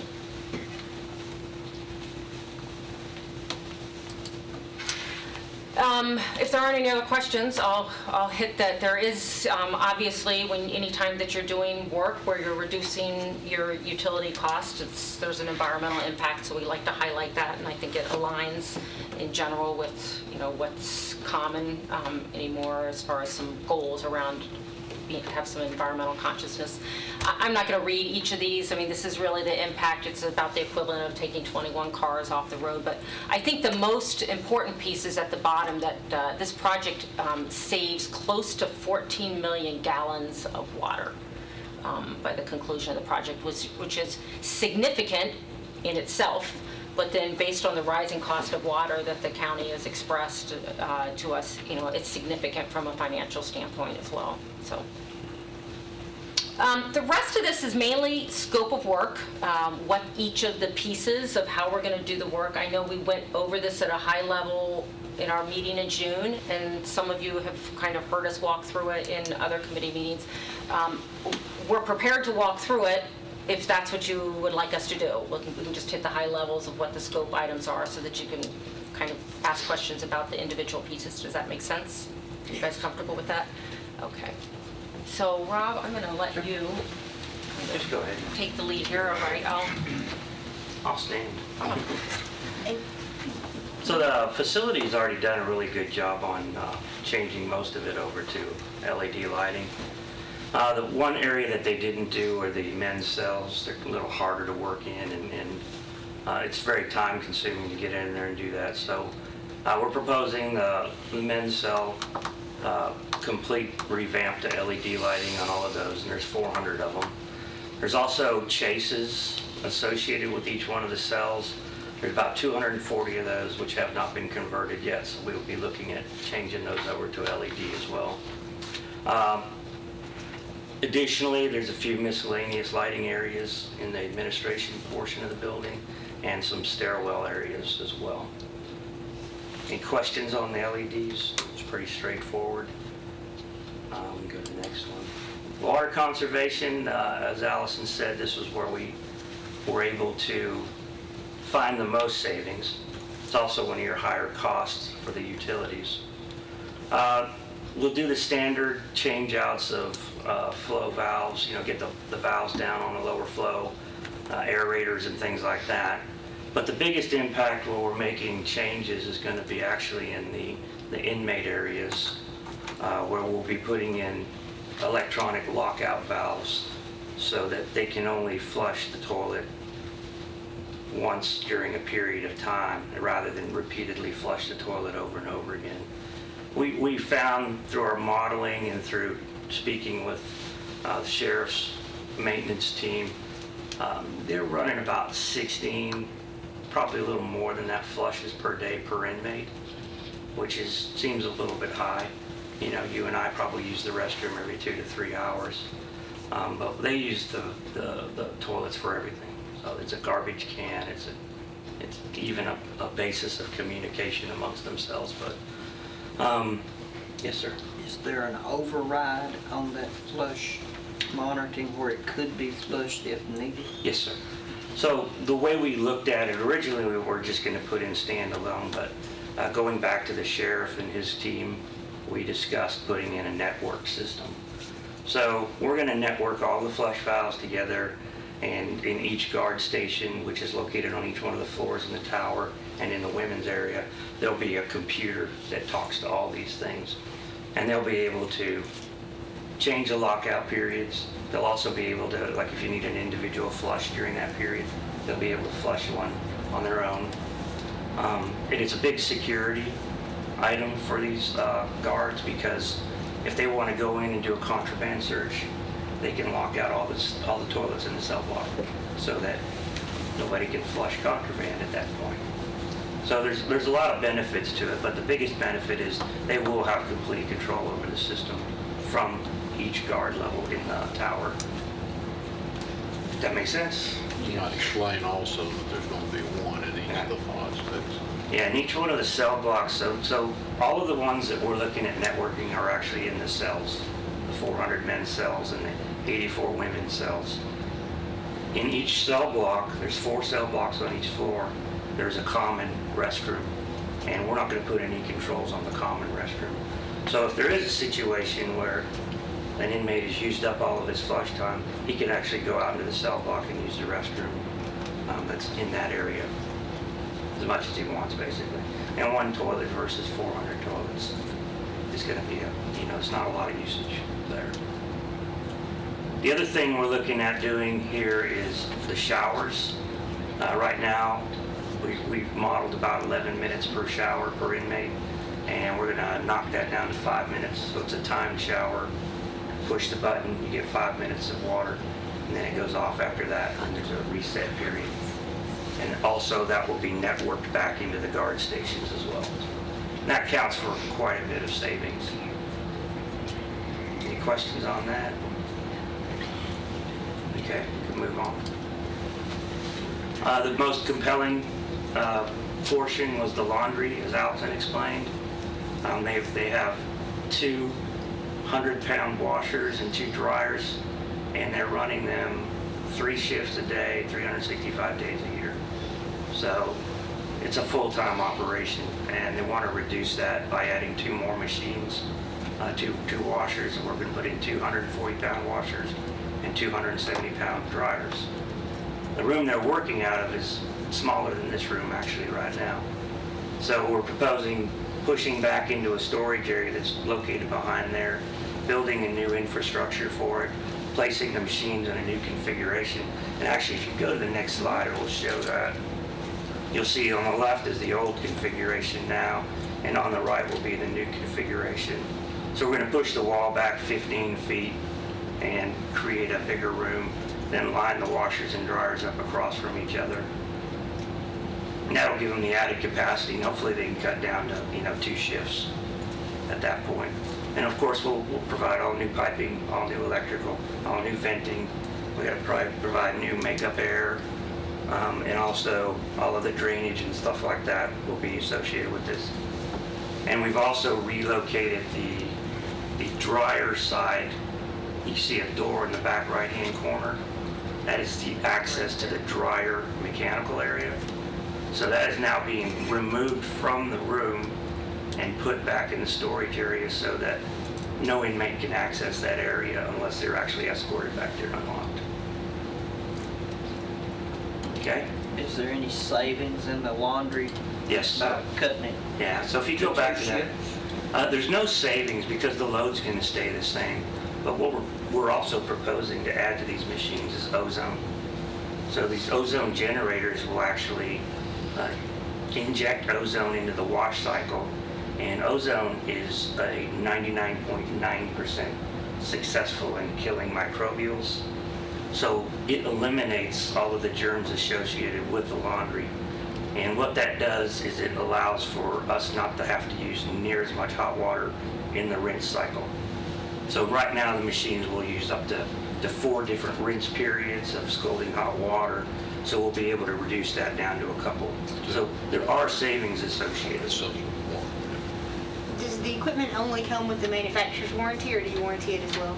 No, it's manufacturers only. We'll warranty all of the installation, all of the piping, everything that goes with it. And I think these machines have a 5-year warranty on them. How long is your warranty? For workmanship, it'll be 1 year. Okay, that's the laundry. The other compelling need is the rooftop units. There's 8 rooftop units that currently serve the medical and women's area. And we are proposing removing those and replacing them with new high-efficiency units. So there's 6 5-ton units and 2 10-ton package units. So we'll get better SEER rating out of all of the new units. Then we'll add new roof curbs to that. We're going to put in new disconnect switches for all that. And then we're using the same manufacturer train.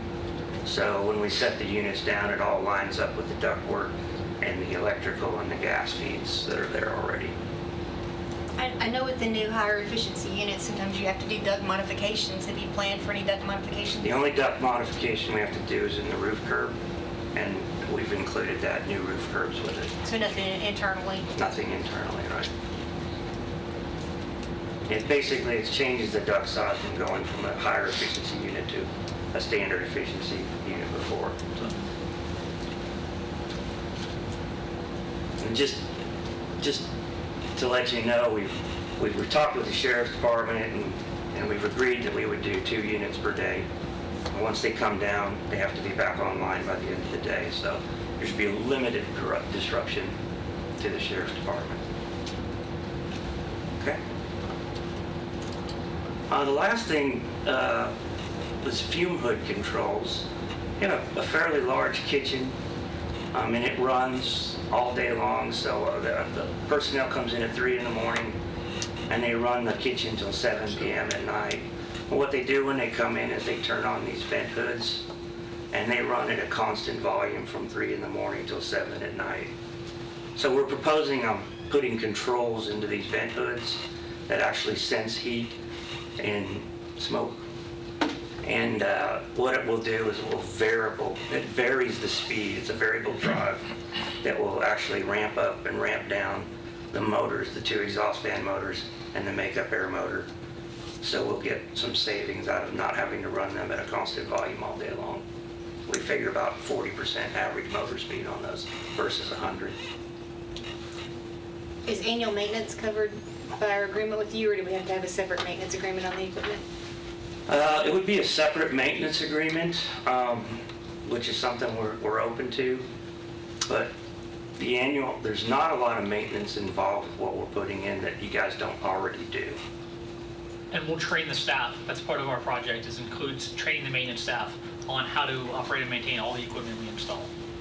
So now if there's things that are outside of the capabilities of maintenance staff that you're currently contracting, obviously we'd be happy to take that on, or you can continue to use the service providers that you're currently using. The guarantee is not contingent upon a service contract with us. So we're very comfortable training you so you can do your own service, or you procuring another vendor or working with us. Just a question we often get, you're like, do we have to have a service contract with you guys in order to keep the guarantee in place, and you don't? I just know how important maintenance is in terms of maintaining the lifetime longevity of this equipment. So I'm just curious how we provide for that. I think the assumption that we've built into it is that it would be under the same conditions that you're currently providing. So if you're doing it in-house or if you're subcontracting, that you're probably looking at, because it's a kind of in-like equipment, that you're probably looking at something in the same range of what you're already outsourcing. So that's usually kind of the approach that we take in them.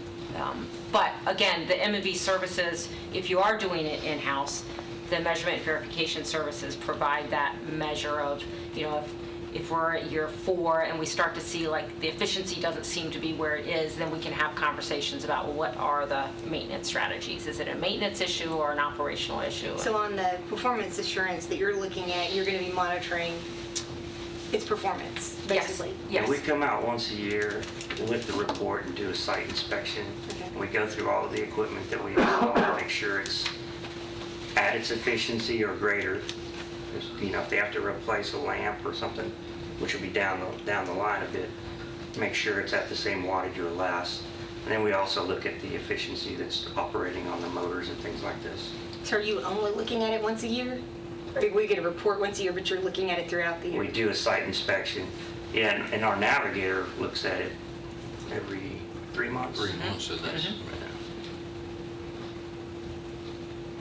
It kind of segues into the next slide. What I want to say is I worked with Sergeant Scott the whole time. I've gotten to know those guys. And they do an excellent job out there. They're really capable. I mean, they converted the building to LED on their own. We ran boiler efficiency tests on their boilers. They're running at 86%, which is outstanding. We went through that place with a fine-tooth comb. You can see this is all we came up with. Which, it's a lot for water savings and stuff like that, but sometimes I can go into a place and blink and save them money. But it was a search. It was a good search. I just know that the reason that I'm so focused on the equipment and the maintenance of it is, I know a lot of times with the more higher efficiency, the equipment has now become more sophisticated. And so in terms of diagnosing problems and maintaining them, things like that, you need a more sophisticated level of skill in order to do that. So, okay. we've got certified HVAC. I will say there are certain manufacturers out there that require that skill set, but Trane keeps it simple, even though they're able to keep the high efficiency ratings on their equipment. And we'll be happy to help you all. If we get to the point where we start doing the training and the sheriff feels like his staff's not equipped, we'll be more than happy to continue to support you guys on that. Well, you always have attrition, you always have, so it's just, we're just trying to think for the long term. How do we get the most life out of these? Absolutely. Well, and we mentioned our digital services center. I think that's what we found, having been in this industry for so long, that, it's really easy to guarantee the first 2, 3, 4 years that there's going to be some efficiency, but you get, 12, 13, 14 years down the path, equipment starts to change, it starts to age, its performance can start to fall off. You start to have changes in staff. People don't really know what the strategy was originally. They start making their own decisions about things. And that's why we've discovered it's just simply not enough to show up once a year and with a report and say, we looked at your data and we saved it or we didn't. Here's a check if we didn't. It's got to be more ongoing in order to make sure that assurance is there that the equipment is performing. That's kind of with all of the energy conservation measures we came up with. So. Are there any other questions about kind of the technical details around the scope, numbers? You content with those responses? I am. I did have a question about the numbers. So on the energy savings, it looks like you also put in a 3% escalator every year, expecting that our energy costs would go up. If we have an equipment failure and we have to replace something, I know that's not covered in this agreement, but did you anticipate that we might not have to replace equipment? Is that part of where that savings is being calculated from? Are you expecting that we're going to get? Yes, the operational side of the savings is calculated based on maintenance that you don't have to perform because the equipment is new. Right, that's what I'm. But what about capital cost avoidance? Did we factor that in? So in some projects, we'll model, you were going to have to appropriate X amount of money for HVAC equipment 5 years from now, but we've eliminated that budget expense from happening from 5 years ago. That's referred to as capital cost avoidance. Right. We did not include that. No, it's not modeled into the financing. We just treated it as gravy. We didn't model it in because it's not a line item budget item in there that we could say, okay, you're already carrying this, so it can be removed. It's kind of like, I don't have a crystal ball. So I can't tell you when something's going to fail. Everything is mechanical though, so it's going to fail at some point. But your RTUs are failing now. They're spending money on them every year. They're also not refrigerant compliant. So there are 22 units, which He's phasing out. if you understand the refrigerant business, R22 has probably gone up 10 times the cost of what it was when it was compliant. So if someone just has to come out there and top off your machine because it's got a leak in it, then it's hundreds and thousands of dollars because of the cost of the refrigerant now. But so that's we don't figure things like that into it. When we do operational savings, we kind of look at what's quantifiable. You know, we could come in here and say, well, you're going to save 1,000 hours not changing bulbs, but you're not going to lay anybody off. You're still going to carry that cost.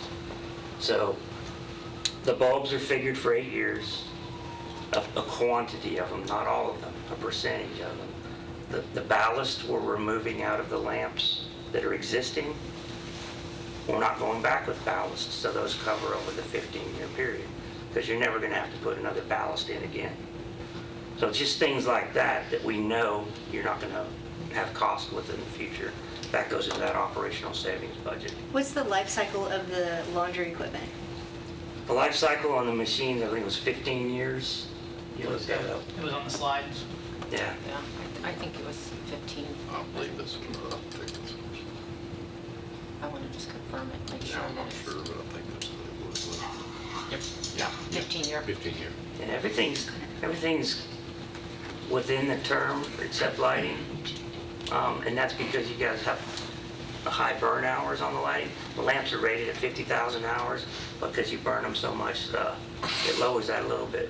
But what we did was, and we've been talking with Sergeant Scott about this, we mocked up a cell. So we went ahead and we put LED lighting in one cell just to look at what it was going to look like. And it was like really super bright. It's like the sunlight in there. So there's 3 lamps in there right now. And talking with Sergeant Scott, we've decided we're just going to put 2 back in. So the 3rd lamp is going to go to him in stock. So he'll have those 400 extra lamps in stock. So he won't, you know, when we do get into those later years and he sees more lamp failures, he'll have the stock to replace them. Other questions? So how many of us have already seen this?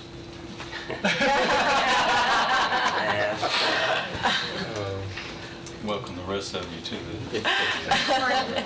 The only question I had is, Sheriff, was there anything they missed?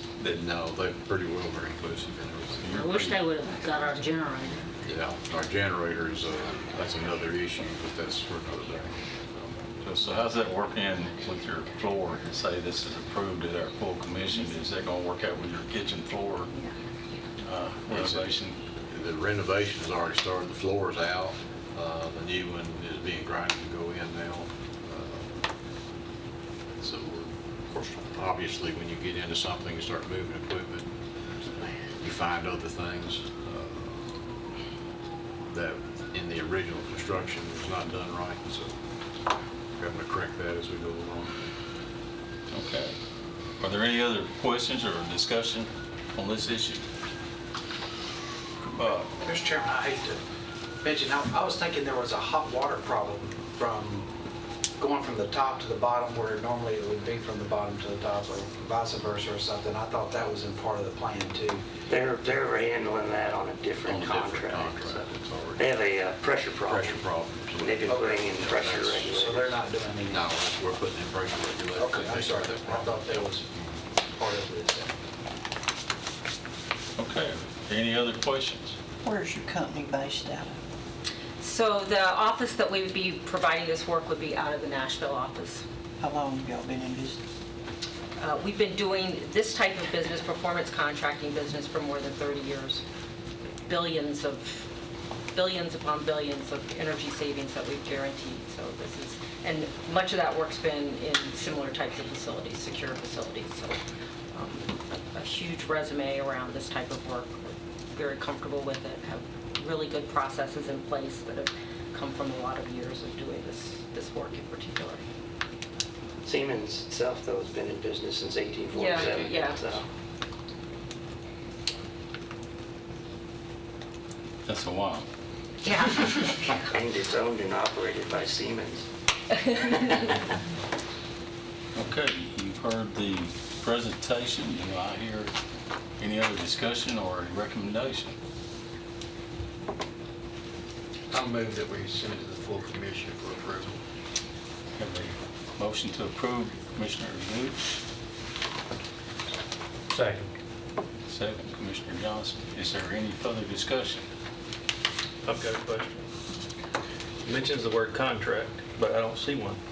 Yes, so we will have a contract to present at the full commission. We've been working with the county attorney Okay. to get all of the terms. County attorney's already seen it? Nick, I can't think of his last name yet. He shared us red lines. We're waiting on one item related to self-insuring. He's providing me some language around what he'd like to see in the contract around the ability for the county to self-insure, and then we'll route it to our attorney. My hope is I'll get that information from him by tomorrow, and we'll get our attorney to look at it and be able to bring something back to the commission. And Mr. Rob, I didn't get your last name. It's Clutsam, C-L-U-T-S-A-M. Okay. All the questions I have. Any other? So with the let's call it 2.4 million approval contract, we need to have funding, which is what To be money.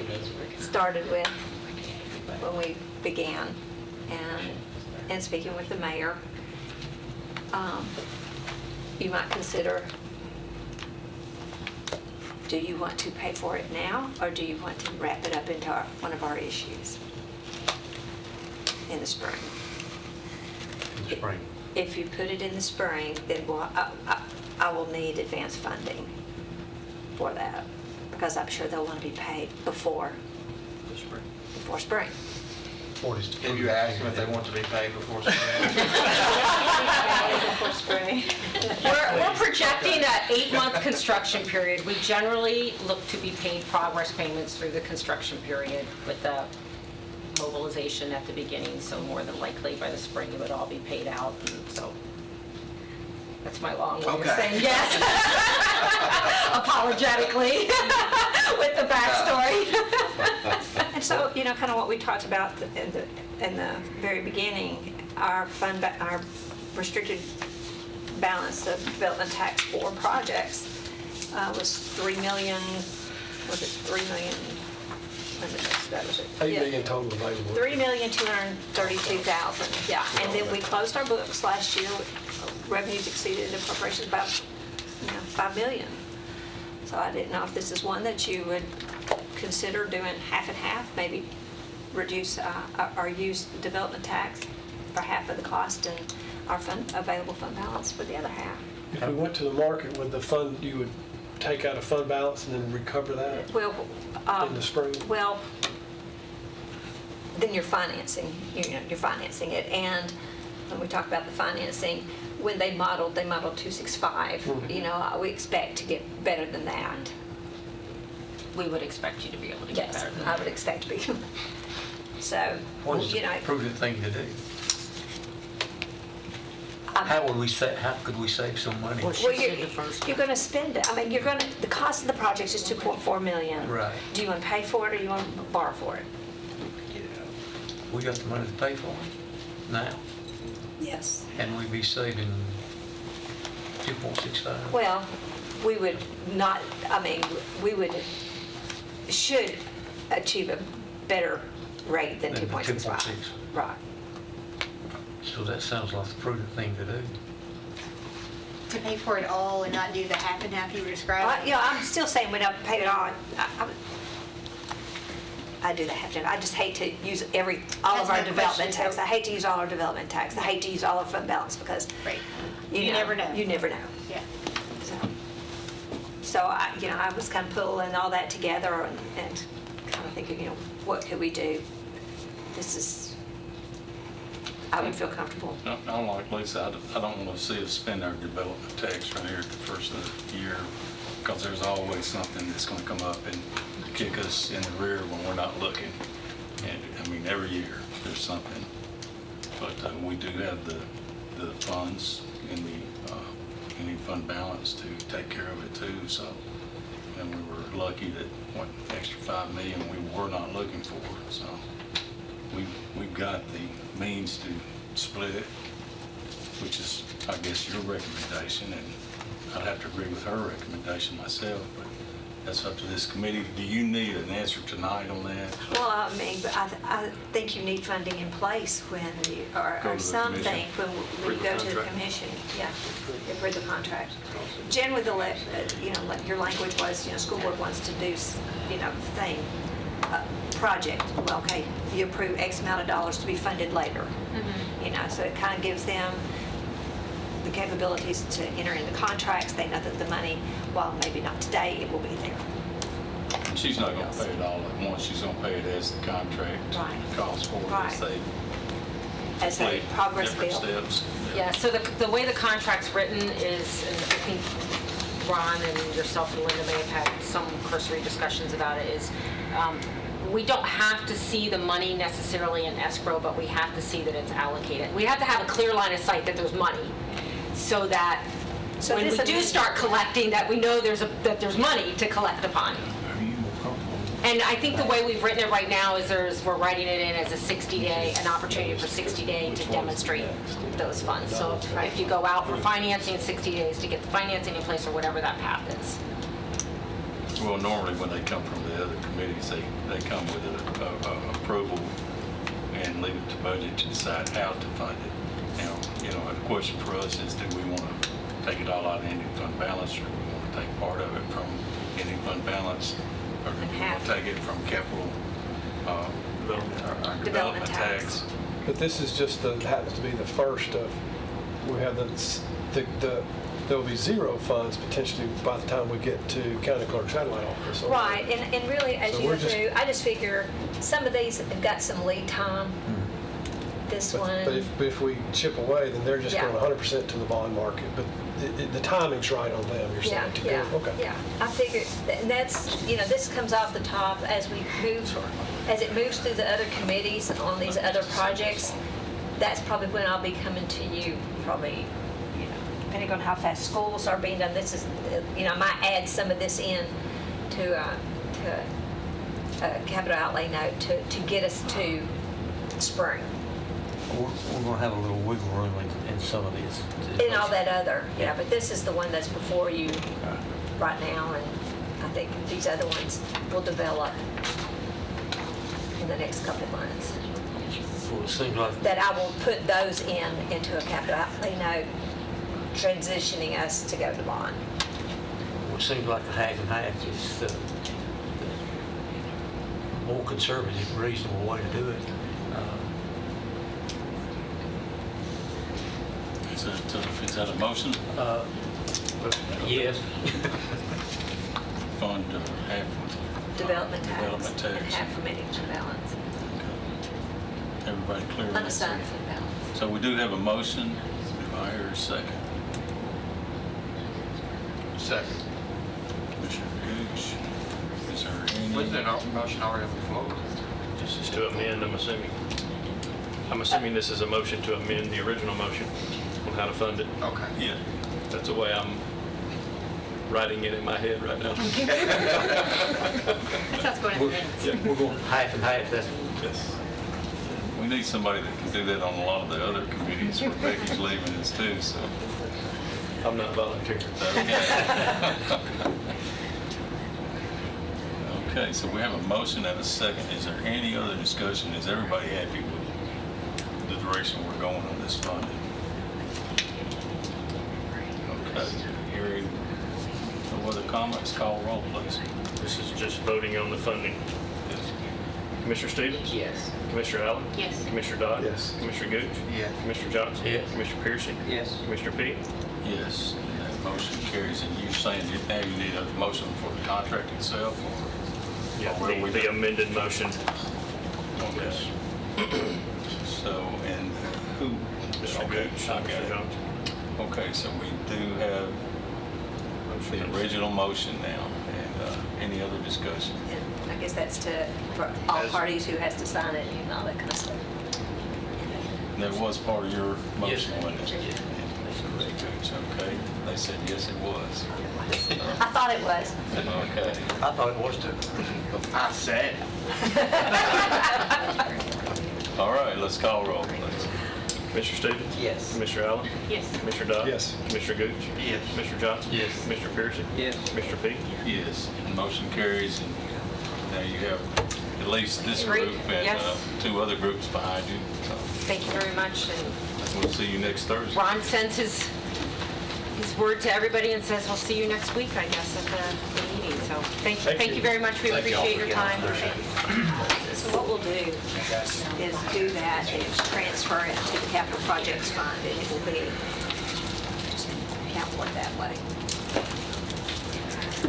Okay, next on the agenda is a general fund budget transfer for for fire rescue. And I don't see the chief here. Are you going to take care of that? I think I'm doing that one. Finance amendment. This is the fire, right? The smoke alarms. Okay. This is changing the, they approved the period of performance. The new end date is November 30th, 2019. So this is to allocate funds from other charges to overtime benefits to allow overtime payment to firefighters to install the smoke alarms and to pay the stipend to volunteer firefighters to install the smoke alarms at $5 each. This grant is for the promotion and installation of the free smoke alarms to low-income and disabled citizens of Rutherford County.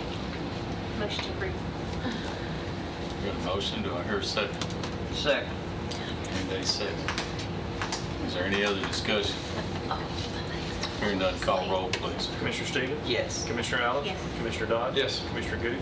Yes. Commissioner Johnson? Yes. Commissioner Piercy? Yes. Commissioner Peak? Yes, motion carries. All right, general fund budget amendment for the health department. Dana? You had to sit through all of that.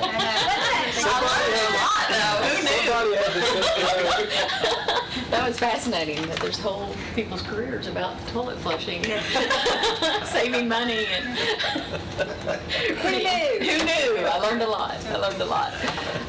Okay, so tonight I bring a general fund balance transfer request, and so what has happened is the state has put a lot of more responsibilities on certain patients that we're taking care of, certain things that we need to cover for communicable diseases.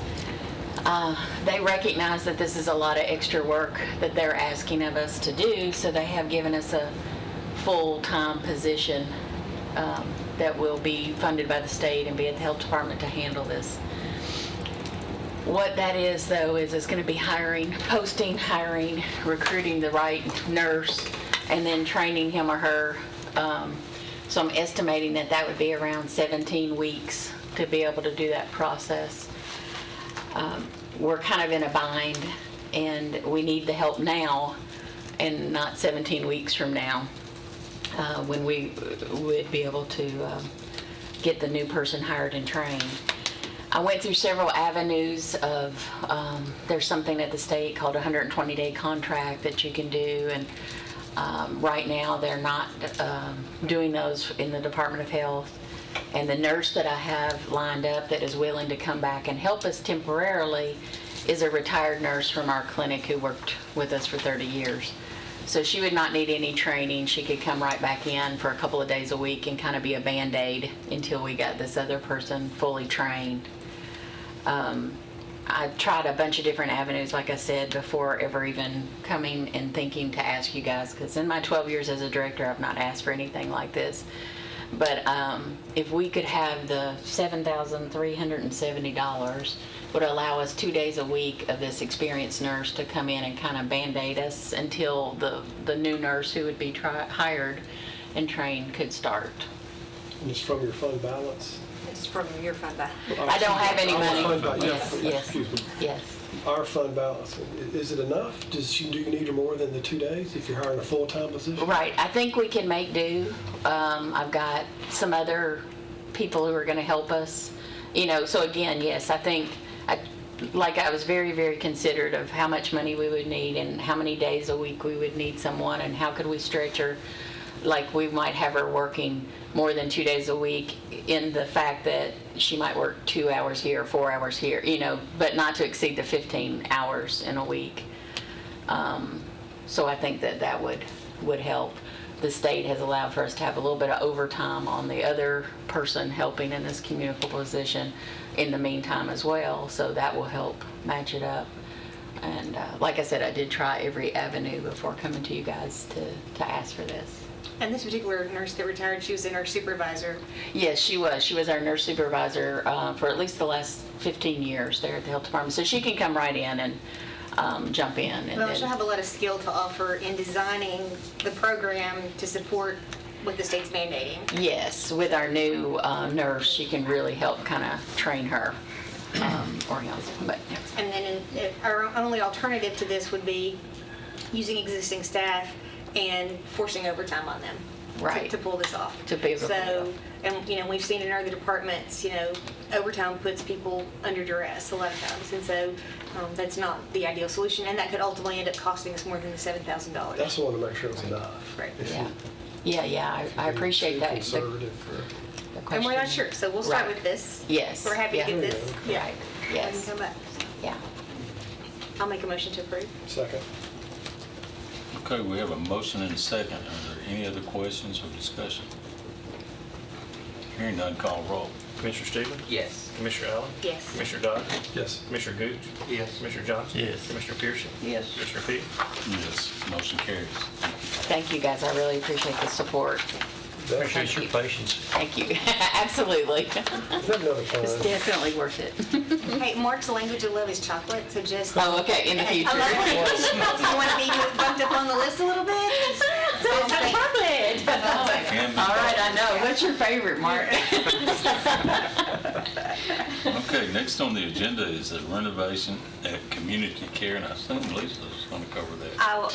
I will. I'm just going to talk in broad strokes on this because I think it's still kind of moving through a process, and it's kind of I put it on your list. Initially, I think it was what they were hoping for is for the county to loan Community Care money to do a renovation.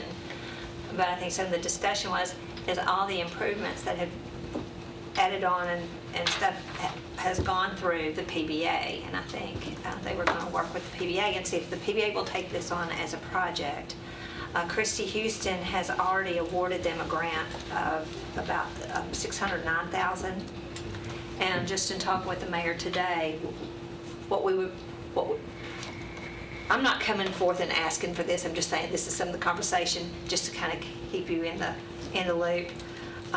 But we were just kind of thinking, well, maybe what if Christy Houston does half of the cost and the county ante up half, and Community Care ante up not half, quarter and quarter to come up with. And so that's kind of what has been working through today. But I don't think we're ready to come to you and say we need funding yet. So is this for information only? Yes. PBA didn't have a quorum today, and it was presented to them. Gotcha. But they're going to, I think the 19th they rescheduled, so it'll be presented officially there. But they were receptive as far as taking the project on. So a lot of things kind of happening today. A lot of things working on it. Yeah. Okay. So, FYI. So let's move on to our next item for discussion, which is a EMA position reclassification. And I don't see Mr. Lauer. Please come on up.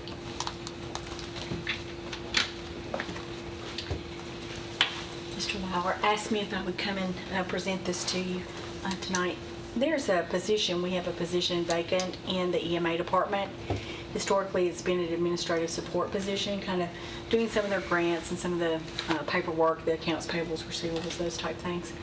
And looking at the operations of the department, trying to get us up to speed for, any planning, the training that we do for all the other agencies, the other things that we're doing, and having an additional person on call. Kevin and I talked about reclassifying the administrative support position to an operations type position. This person would be on call. Right now we have 3 people, so every third week they're on call all week. So if a tanker truck turns over on the interstate. That was, why did I even try to say that? On the interstate, and they have to go on call. I mean, they could have several calls during the week and then trying to come in during the week and work their regular shift and go on to the on-calls overnight. So if we have this other person, instead of being an administrative support person, as an operations person that would do the admin but also do some of the training, look for the grants, monitor the grants, and then go to the on-calls, that would give them 4 people in their rotation. So every 4 weeks somebody would be on call, and it would really alleviate it for their people, especially when we've got a crisis situation going on and there's multiple calls during the week. So we looked to see what it would cost to reclassify the position. This year in the budget, there would be no new monies needed, but the reason we wanted to bring it to budget for approval was because in future budget years, there may be a need for additional monies based on the person that's hired. So if they go into up to their 5 years experience credit, should come in less than what the person who vacated the position was making. So this year will be fine, but the next year, it may be more money than was budgeted for the position, if that makes sense. So we took it through public safety first and asked for their blessing, and now we're bringing it before budget for your blessing to see if that would be okay with you. What's the current salary and what would the future salary be? The current salary right now is at $48,000, I want to say. I'm trying to remember, I should have brought that. $48,000. Somebody that's coming in with 5 years experience would probably be around 44, 45. But the difference in the pay grade is a pay grade, I want to say it's an 18, and we go up into because it's admin support 3, so it would go into operations coordinator, which I believe is at a 24, 25. So what's that pay band? Like that higher one? What's it? Yeah, I'm trying to remember. I didn't bring that with me tonight. It's going to be, I think it tops out in the 50s. So it starts out around the 38, 40 and goes into the 50s. There's a 45 up to a step 5.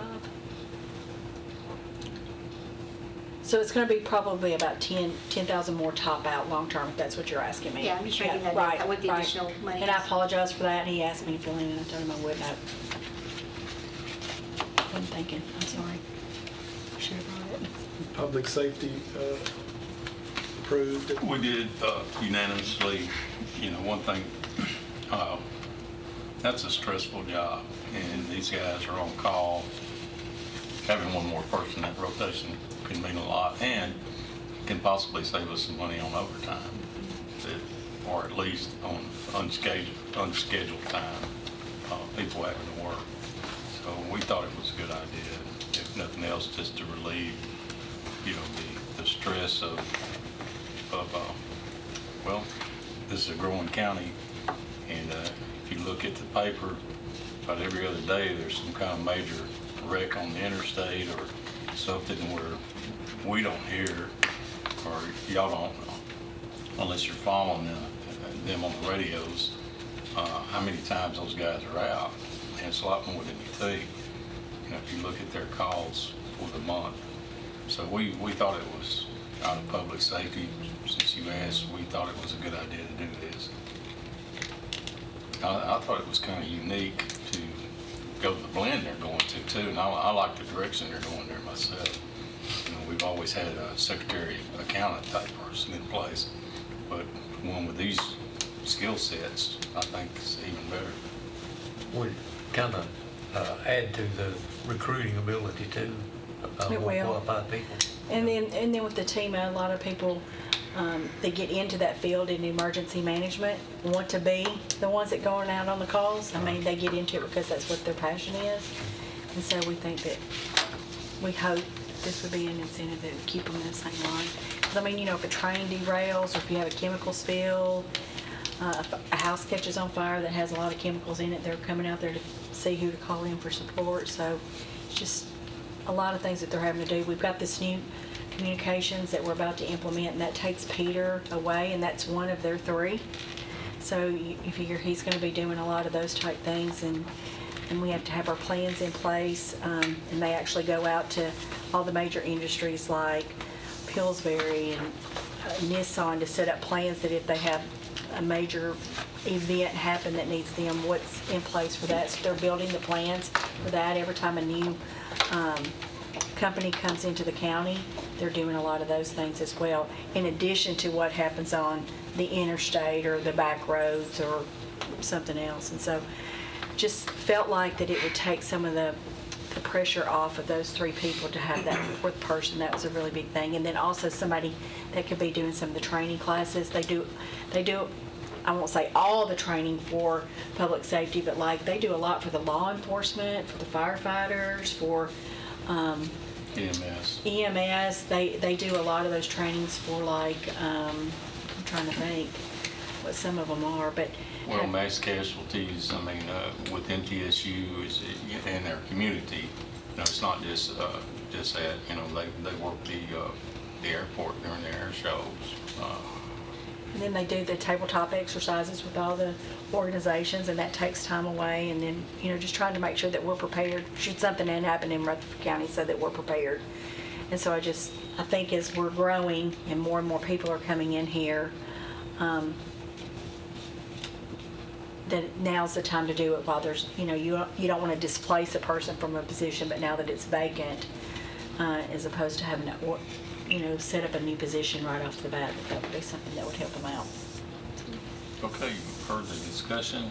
Do I hear a recommendation? So moved. Commissioner Johnson.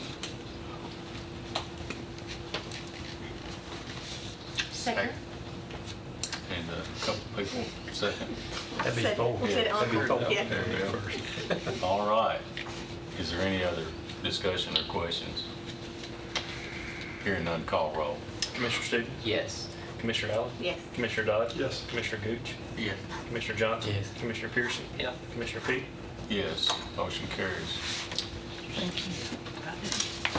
I believe that's the end of our Sure thing. list, and I'll just tell you, I'm not used to sitting this long. We'll have to get back to the hang of this, or maybe we can speed things up a little bit. If any of y'all ever have a recommendation on how we can speed things up, I'm all ears for one. Having said that, anything else? Other business, the appointing someone to the infrastructure subcommittee, do we know how we're going to do that? Does anybody know? Last night at steering, Commissioner Stevens, you probably can elaborate a little better than me since you're on that committee. I know, gosh, I'm brain dead. Commissioner Cush did mention that each committee budget will appoint one. And correct me if I missed something here. The way I understood him the other night is he wanted us to wait till after the committee appointments. And I understand that. Now, this committee, we're all coming back if what's proposed carries. So I think the thought process, and Robert, you may be more up on that than me, was wait till after the committees were actually set in place. That way we know for sure who's on the committee. So. And then we draw straws? Well, just out of curiosity, I know Commissioner Dodd, he's contacted me, and of course, Commissioner Johnson, I'd take you out of the pool because you already, he's been appointed by the road board. So, is there anybody else on the committee who wants on there? Or, I mean, yeah, I hear you say. Phil will be either Public Works or Budget. So, but if he's Budget, somebody from Public Works will have, somebody to pick up on that, so. I mean, does anybody else, Robert, I see you shook your head. People are clamoring for this extra duty. Yes, they really are. Either one of y'all interested? I think Commissioner Dodd would be a great choice. Well, I think we're all kind of, that's the consensus of this group, but I guess we're going to have to wait to be able to do that. Yeah, if that's the case, I just want to. I mean, I don't. It may be strategic that I come from Public Works if that's the case. Well, I guess not. If nobody else wants to serve, then yeah. Well, the chairman of Public Works actually told me he preferred if you were appointed through budget. Okay. But I told him, you were the only one that had contacted me, but I didn't want anybody else to be shut out that was interested. So, I didn't commit us by any means. So that's where we're at, and I assume we'll just leave it until our next meeting. Very good. And the only reason I've already been approved is because it's not a standing committee. The road board, etched in stone. That's right. All right. Well, guys, is there anything else you don't want Oh. to discuss? Are we being recorded or are we through now? No, we're still. I was going to wait when we adjourn. You better go ahead now. I would suggest you go ahead. No, what I was going to do is I was going to get Sonia to say real fast 3 times whatever she was trying. Turn, truck, something. Tractor, trailer. Tractor, Tractor, truck, turnover. I was going to see if she could say that 3 times real fast. Guys, we're adjourned. If that wasn't what you just said, it's a great comment.